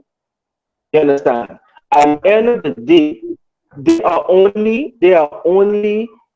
are so confident that there will be no or minimum backlash that they can make these statements. Right. If they knew that a backlash was coming, they would be more cautious. Okay? They would be very more cautious in their approach and their policies. And I believe this is one of the reasons why they get away, right, with what they are getting away with, because there are no consequences. Every community, they have a way of handling those that jeopardizes their interests, that destabilizes the quality of life in their community. Everyone, the Italians, the Polish, the Jews, the Chinese, they all have a framework. But what do? We complain, and we go and we give our hard-earned dollars, whatever you want to call it, into the pockets of the very same persons who are oppressing us, and then have the nerve to invoke the name of a Tula, of a Marie, of a Wantite, right? Of a Tamtupo. We have the nerve to invoke their name and their energy and do the opposite. That, my brother, is ironic to me. But, just to add to that, Brother Bakali, quickly, look, some years ago, I think the world experienced how the Western world was insulting the Prophet Muhammad.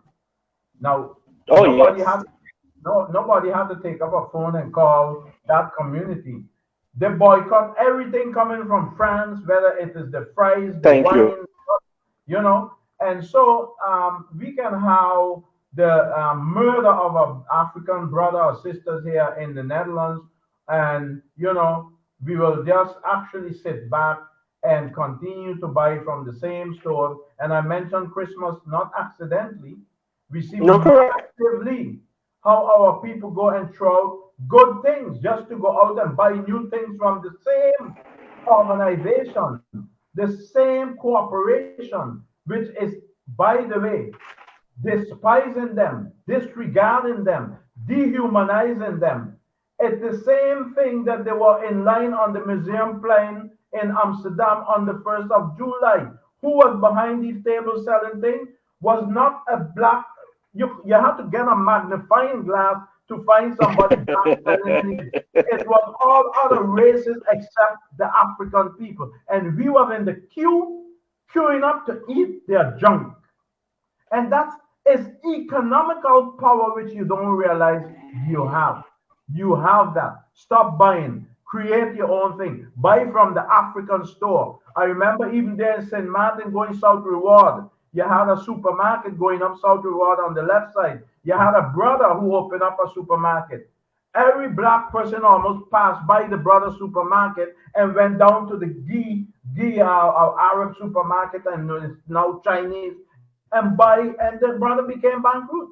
This is how the way we treat our people. So true, brother Derrick. Yes. Yeah, like all I can say, it's all about economics. And if you don't realize that sadly to say, the wealth runs the world, including if you take it away from someone. A rich person don't want to be poor, but a poor person wants to be rich. So once you start messing with that, they will they will change things. And idea that, some persons always say, hey, um, the use of oil is going to stop. Everyone is talking about going green, going green. I said, but when you look at the statistics, every year it seems to look like the need for oil is just getting larger. I said, why is it? I said, when I do my research, the majority of those richest countries, when you look at the top 10, basically their wealth is from oil. So why would a wealthy country just give up its means of acquiring wealth? And that is a reality that you need to be mindful of. And if you are not, you don't think about it, then you cannot recognize the power that you control. Hey, let me not use oil. If everyone say that, then it stops. But it's not as easy There's as, so much vested interest. yes, yeah. And But at the same time, we do, because in my study of international capitalism, right, as a policy, we see that these major corporations, they always look for ways to control key aspects of the production process. So where it is in their form of primitive accumulation, so controlling the basics such as land, minerals, labor, and so forth, but also aspects of the global supply chain. For example, every year in the month of October, November, there is what is called the COP 20 something. And the COP 20, I think they say it's 28 to 29, you have global leaders, activists, and lobbyists. They come together to debate policy and funding when it comes to climate change or the climate crisis.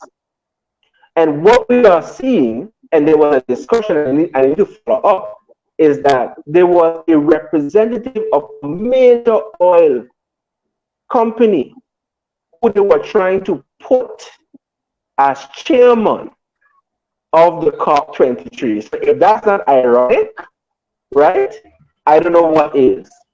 So I said to say that when it comes to this group, they will look for every opportunity.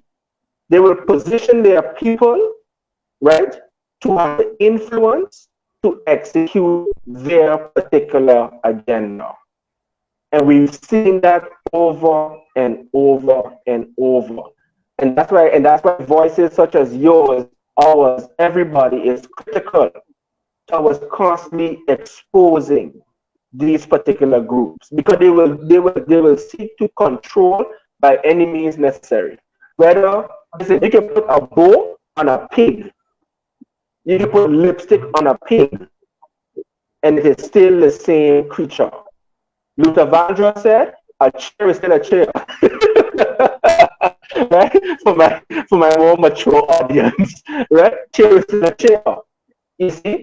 So no matter how they dress it, it is the exact same policy, right? Right. That we see going on. And I think on that note, brother Bakari, you mentioned one of our visionary earlier, Kwame Nkrumah. Kwame Yes, Nkrumah came up with a vision about that, and there you see how the African different regions,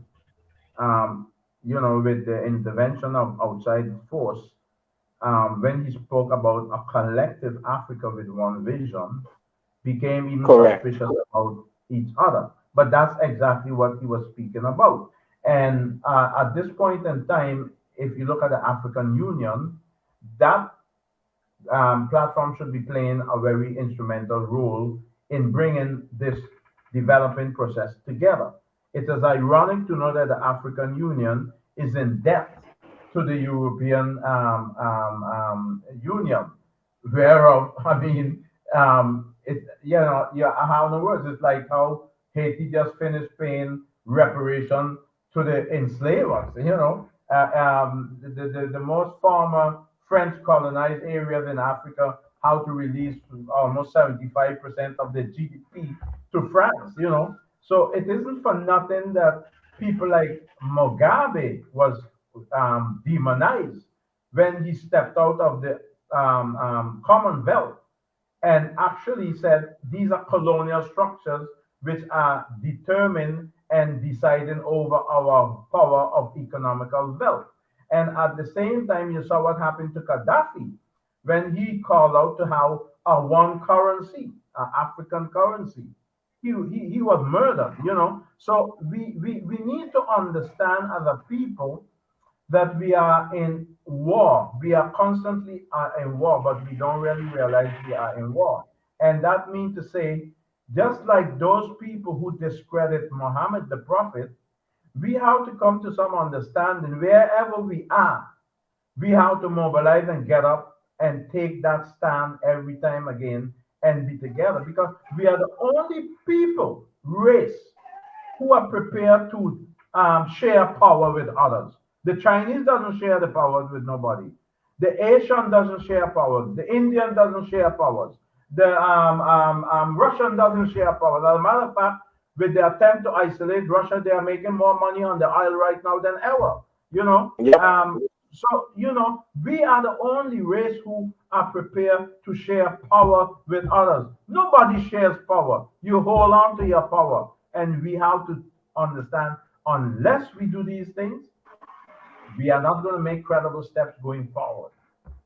So it's an educational and a waking up call at this. When the Western world speak about overpopulation, they're not Mm. speaking about European white people. They're not speaking about the Chinese. The overpopulation and those who they want to, extinct are the African people. Such strong points. Such strong points indeed. And again, I think I like those particular points because it is high time that we just move beyond, right, the emotional responses, trying to give credence to a speech which seems to me as a half-hearted attempt at an apology, right? Because look, it always baffles my mind when I hear representatives of the Dutch government, especially when they go to my sister island of St. Eustatius and talk about working together. It baffles my mind when I think about what happened in 2018 up until present. You know what I mean? It really baffles my mind to see the way in which not only the Netherlands treat the islands, as it was said earlier, there are so many persons that collaborate with them, right? To further destabilize our beautiful nations and such. Um, there was a question in the chat, right, on Facebook Live, and the question came from, I think I missed it, but it came from one of our viewers, Mr. Grot. Owald or Oswald Scott. I apologize if I mispronounced the name. And he was asking about the relationship, how this all relates to CARICOM and Reparations Committee. What are your thoughts about, the speech, CARICOM, and how we can go forward? Can I go first? I think Sure, sure. the problem, the main problem we have is sometimes, often we separate ourselves because of our colonial past. And we have to stop referring ourselves as Dutch, English, whatever, and be, as Caribbean nations communicating with each other. When I was commissioner, I took the ferry service to go over to St. Kitts and Nevis, and sometimes you get a call, hey, you cannot do that because you are making an official visit as a dignitary, and you need to inform the Protocols, protocols. yes, protocol. And sometimes I think and when I look at just example next door, we have Sinkits and Nevis. There's so much things we can do with each other that can, help each other when it comes to trade and different things. That it's amazing, but sometimes we let bureaucracy and red tape and things like that to keep us back. And often when we still go, you are labeled a rebel. And sometimes you need to sometimes rebel against things like that and just have it done. And if you and like talking about like the past, if revolutions didn't take place, I think we still will be there working on the plantation. Give thanks. Give thanks. Kenneth. Yes, brother. Bakan. Yeah, so I asked earlier about your there was someone that asked about the relationship between us and the CARICOM Reparations Committee, how we could work together and go forward. I wanted to know if you had any thoughts about that. Yeah, my basic ideology and philosophy on that, and I think it's what Brother Derrick said. I think it to the extent that in inter regional collaboration, understanding or overstanding rather as a collective people, African people in the Caribbean. I don't really, yeah, I tend not to call myself Caribbean neither for that matter. I know, I understand the cultural significance of it, but again, it's about African at large in the diaspora. And we remain African people, whether we are in Barbados, Antigua, Anguilla, St. Martin. You see, there's where the difference comes in with the Chinese, the Arab, and you name it, the Asian. Wherever they are Chinese. Wherever they are Indians. Wherever they are, they bring their own culture and they create a economical society within a society. We have, up until today, we have no ownership to the economical infrastructure. And that's what I'm saying. We are very keen in places like Statia to sell our land and to the foreigner. And, you know, wars has been fought for land always. Every war was fought. As a matter of fact, today, as we speak, Israel and all of those areas were taken by annexing African territory and having it called other name today. Abyssian was the name of that region at a point in time. Now it is today Kuwait and all of those areas, you know. But today they have other name because of the annexation of imperialism and colonization. So we need to understand whether it's Jamaica, and all of these things about the Dutch and the English, the French. At the end of the day, colonialism doesn't make no distinction, and enslavement doesn't make no distinction whether or not you're talking about nationality. We are talking about a race of a people who is constantly in a survival mode. And whether you're in any part of the Americas or the Caribbean for that matter. I took you all on a journey recently to St. Helena. That's, I think, is for 5,000 miles off the coast of South Africa, Namibia, in that area. Um, our ancestors were brought here by hundreds of thousands as well. Napoleon's grave is empty, but yet it's being preserved daily while his remains are in Europe. But that grave, when you look at it in versus the African graves on that island and St. Eustatius, look at the Congo burial ground. Look at the African 18th century burial ground. Look at the Godet plantation burial ground. And look at the Catholic burial ground or the Dutch Reform burial ground or the Jewish burial ground. They are all very much protected, you know, and kept. But nevertheless, and if you go Jamaica, Barbados, St. Vincent, Grenada, it's all the same. And in the continent as well. So we're supposed to be talking about a global African coming together. Mm. Give thanks. But Derek, you cool? Yes, yeah. Okay. just checking. And one thing, let me ask this.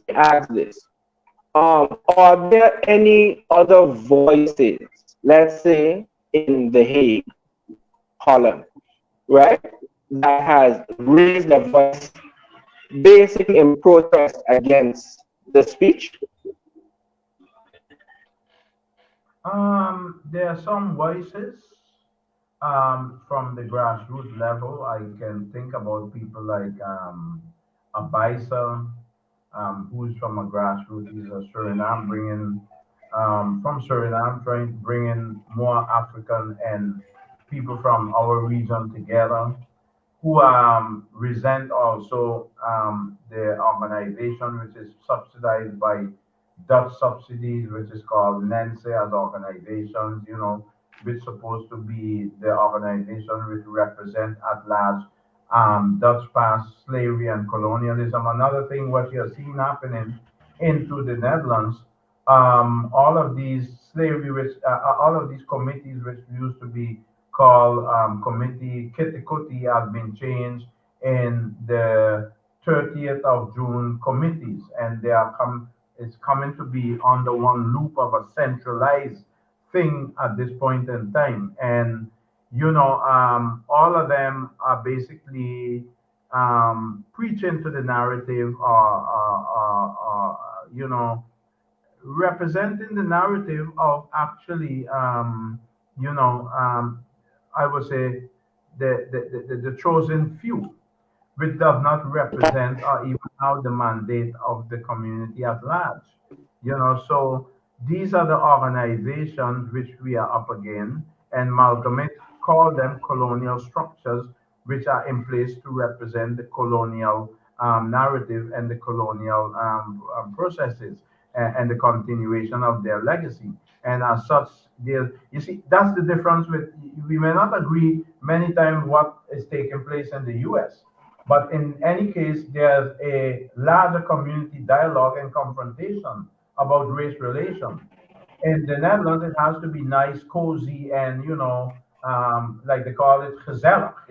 You cannot be confrontating. You shouldn't be confrontating, because if you get to that confrontational point, yeah, you're out of order. You shouldn't be bringing the raw truth to the community. So these are some of the things we need to change. And to come back to the meaning of the terminology reconciliation, for that matter, um, few of the wording, the act of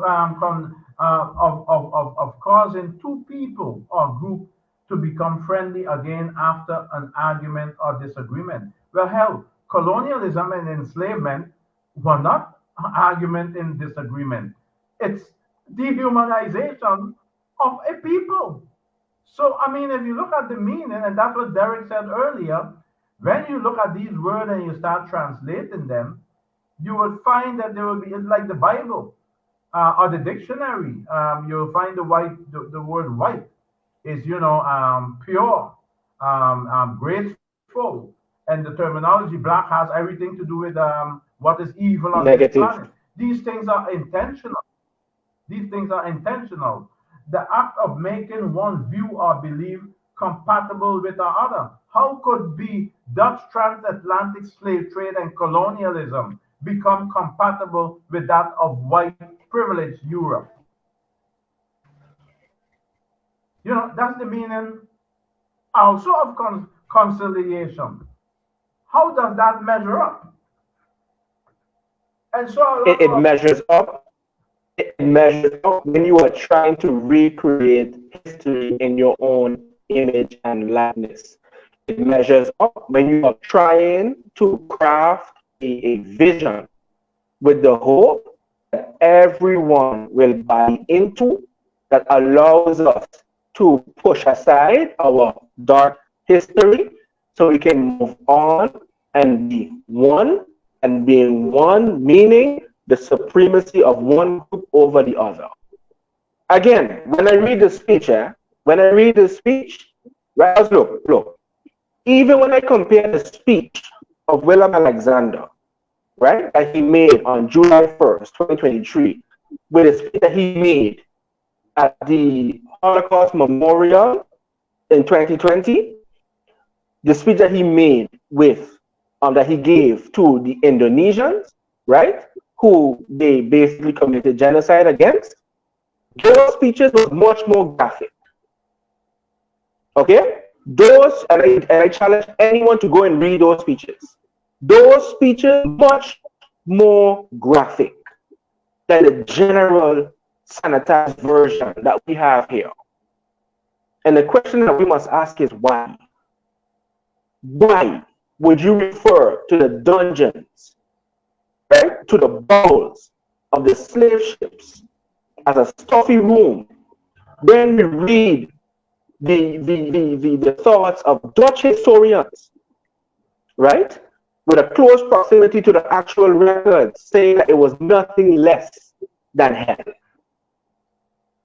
When you can somehow reinvent history, behaving as if staying in a dungeon for 2 months, lack of air, lack of clean water, unsanitized, decaying bodies, right? Defecating on each other, giving birth on each other, as if it's a stuffy room. Again, I question your intention. And shame on those, Brother Kenneth, shame on those, Brother Derrick, who overlook all of that, who would ignore all of that, and simply focus on him asking to be forgiven. Shame on them. Well, maybe I don't want to come up in defense of anybody, but I spoke about the conditioning of the mind, which become pathological at a point in time. Now I'm speaking from my professional point of view. I specialize in psychology and psychiatrical disorder. Um, at a point in time when pathology kicks in, there's no way you can differentiate anymore between reality and fiction. So I could imagine, not even more than imagine, that a lot of those people who are sitting there are in their reality set believe genuinely that the king is asking for forgiveness. As a matter of fact, I had an interview with a journalist, and I think Brother Bakari is hanging as well. Are you still there, Brother Bakari? I'm right here. Okay. Okay. I had an interview, and this journalist said, "But the king genuinely meant what he said." I said, "How do you know that? Oh, Are you in the king mind? How could you read what's in his mind?" But coming from an African perspective, when I analyze and the attempt to distort and to confuse the African community again, the king was deliberately doing that. And by the way, the king's speech was not written by the king anyhow. For we that know that. We know that. We know Okay. that. So, the king as non-politician, which is not supposed to be head of state and deciding, he was reading what was scriptically written for him to read. But when you come to morality, I don't know, maybe he couldn't even refuse not doing it. I don't know. But for we, the African people, it is another attempt in the discourse to distort and to create another distorted picture versus the reality of things. And our people who are knowing better, I'm not talking about That's what I wanted to say. I'm That's not what I talking, wanted to say. I'm not talking about those who lost track of reality. No, I'm talking about correct. those who have the knowledge and the Correct. consciousness to know different. And the resources. Right. Instead of coming out and saying, I have here one lady saying, It was a great day, emotional moment by the speech from the king, the wording of Vinti priests. How could you go and equate Vinti priests with that speech? That, and this coming from a black woman. So, it was a nice and cozy party on Museum Square. The only thing I missed was the input of the island from the Netherlands, the Antilles, and their population. Well, maybe the input of the population of the Antilles to some degree by the spirit of senses decide you're not supposed to be in such a setting. I don't know, although we need to wake up a lot in many ways, but our ancestors' spirituality probably had them holding so that they were not there. And on the other hand, who was invited to this particular moment was the chosen few. I know Derrick always said I shouldn't be using the terminology, the house, the house N. I call it N for now, but we still have a lot of those house N around us here today, and that's Malcolm X stand. The field N will pray for a wind to burn down the houses of the slave masters, while the N you know population will say master will say he's sick. They will say we sick master. So we still have a lot of those N personalities around us today. I Yeah. wouldn't go out and call it completely out today on the air, Derek, but I think everybody understand what I mean by the Yeah. word N. And that's what I mean by the informers, the backbiters, and the vampires that looks like us. You know? There's a Haitian proverb, right? That goes, paraphrasing, when the axe returns to the forest, the tree says it is one of us. So the trees are only seeing the wooden part of the axe, failing to recognize that it comes with a sharp blade. And that blade is there for one purpose and one purpose only, to inflict harm to the forest. Yeah. So, my brothers, I have taken up so much of your time already, but nevertheless, I really, really enjoyed this particular conversation. And I hope that the viewers enjoyed it also, right? There is so much more we can talk about, but I know that Sundays are a sacred day for many of us to rest and spend time with the family and perhaps reflect on the coming days. So I would like to, invite you all to share some closing remarks, right, before we officially round up these conversations. I'll start with Brother Derrick and then go to Brother Kenneth. Well, for me, it's been yeah, a moving experience to be part of this discussion. And like I always say, history is important, and the stories that has been passed on from generation to generation is also important. Knowing the past, and if we do not have these kind of discussions, then the ignorance will continue. And I hope that what we have, the discussions persons will take away for what has been said here. And like what I always say when I'm being part of these kind of forums, do not just take what I say for as truth. Go and do your own research.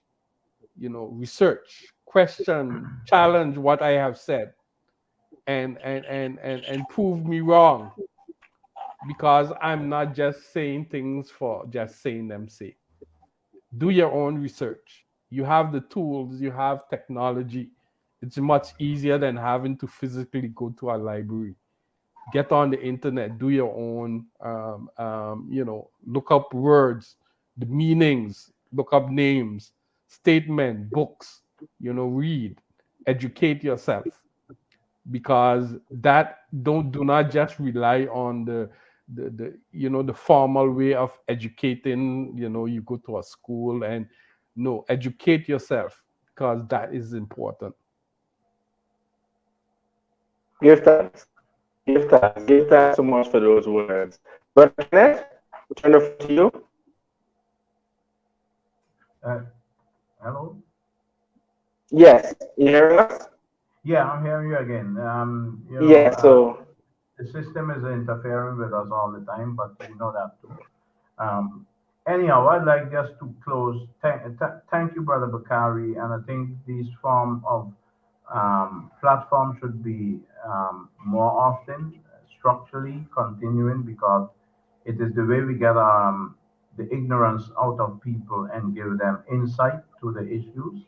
And so I am honored to be here today. So anytime again, at any time, when it comes to Sunday, it doesn't matter to me. As Brother Derrick know, in this St. Eustatius African Burial Ground Alliance, we have a tradition of having our moments for 3 hours while we sit and eat and discuss our next steps and plan, etc. So, the time for me at least is not an issue on whether it's Sunday, Monday, unless I have something else to do. But I'd like to close by making 3 points, which I think our people need to take with them and grasp them and take very carefully in consideration. Again, I emphasize that our ancestors did not get their freedom. They took their freedom massively. I can remember even from out of Berbice in 1670, our ancestors who overthrew the system.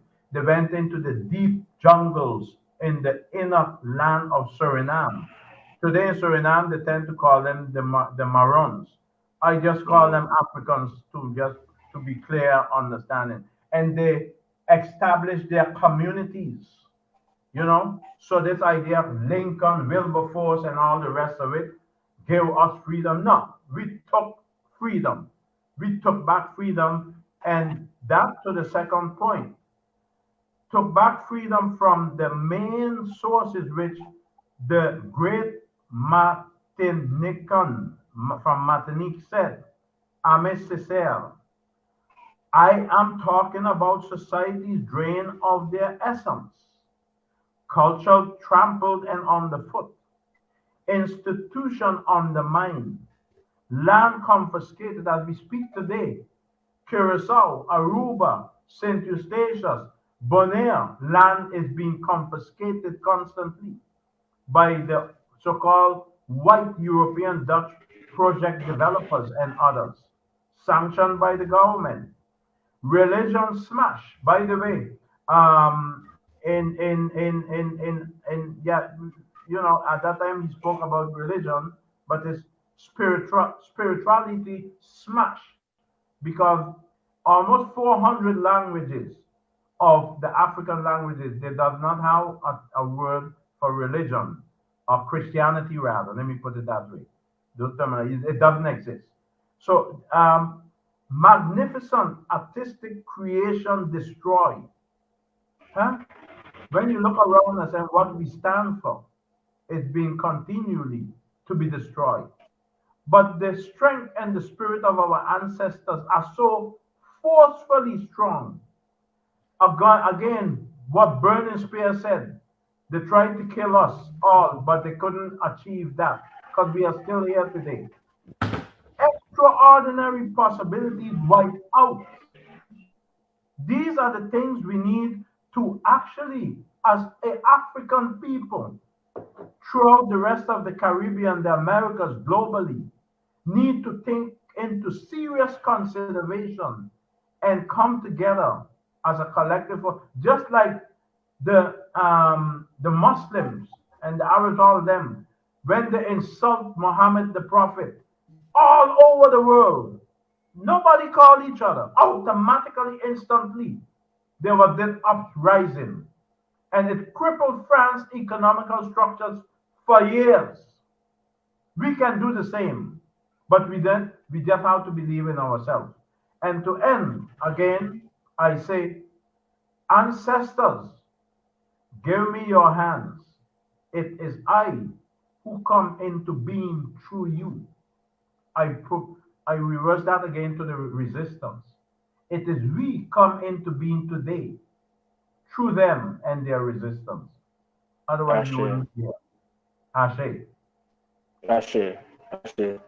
Thank you so much, Brother Derrick and Brother Kenneth, for your time, for the empowering information that you have shared. I always say that it's so amazing that what would have taken you all 5, 10, 15, maybe even 20 years of dedicated study and research that you are able to provide, right? Highlights, critical information within the span of 2 hours. And I know that you all didn't even touch the surface.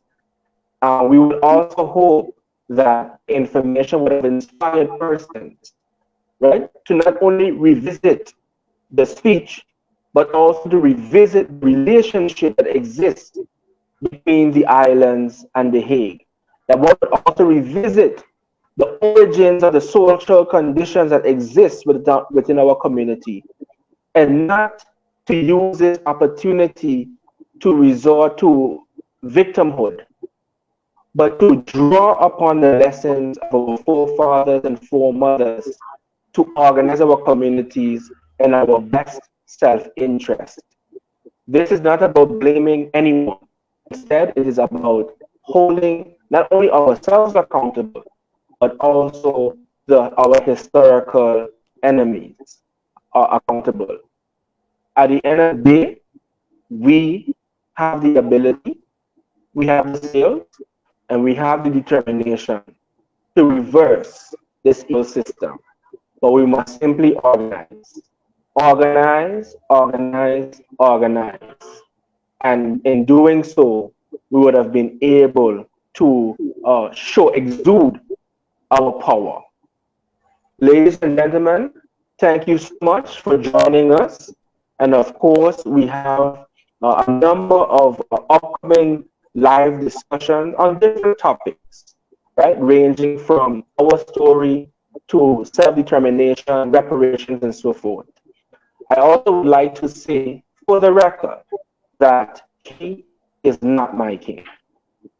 And I think that bears repeating because some persons have become like they fall in love with this particular system.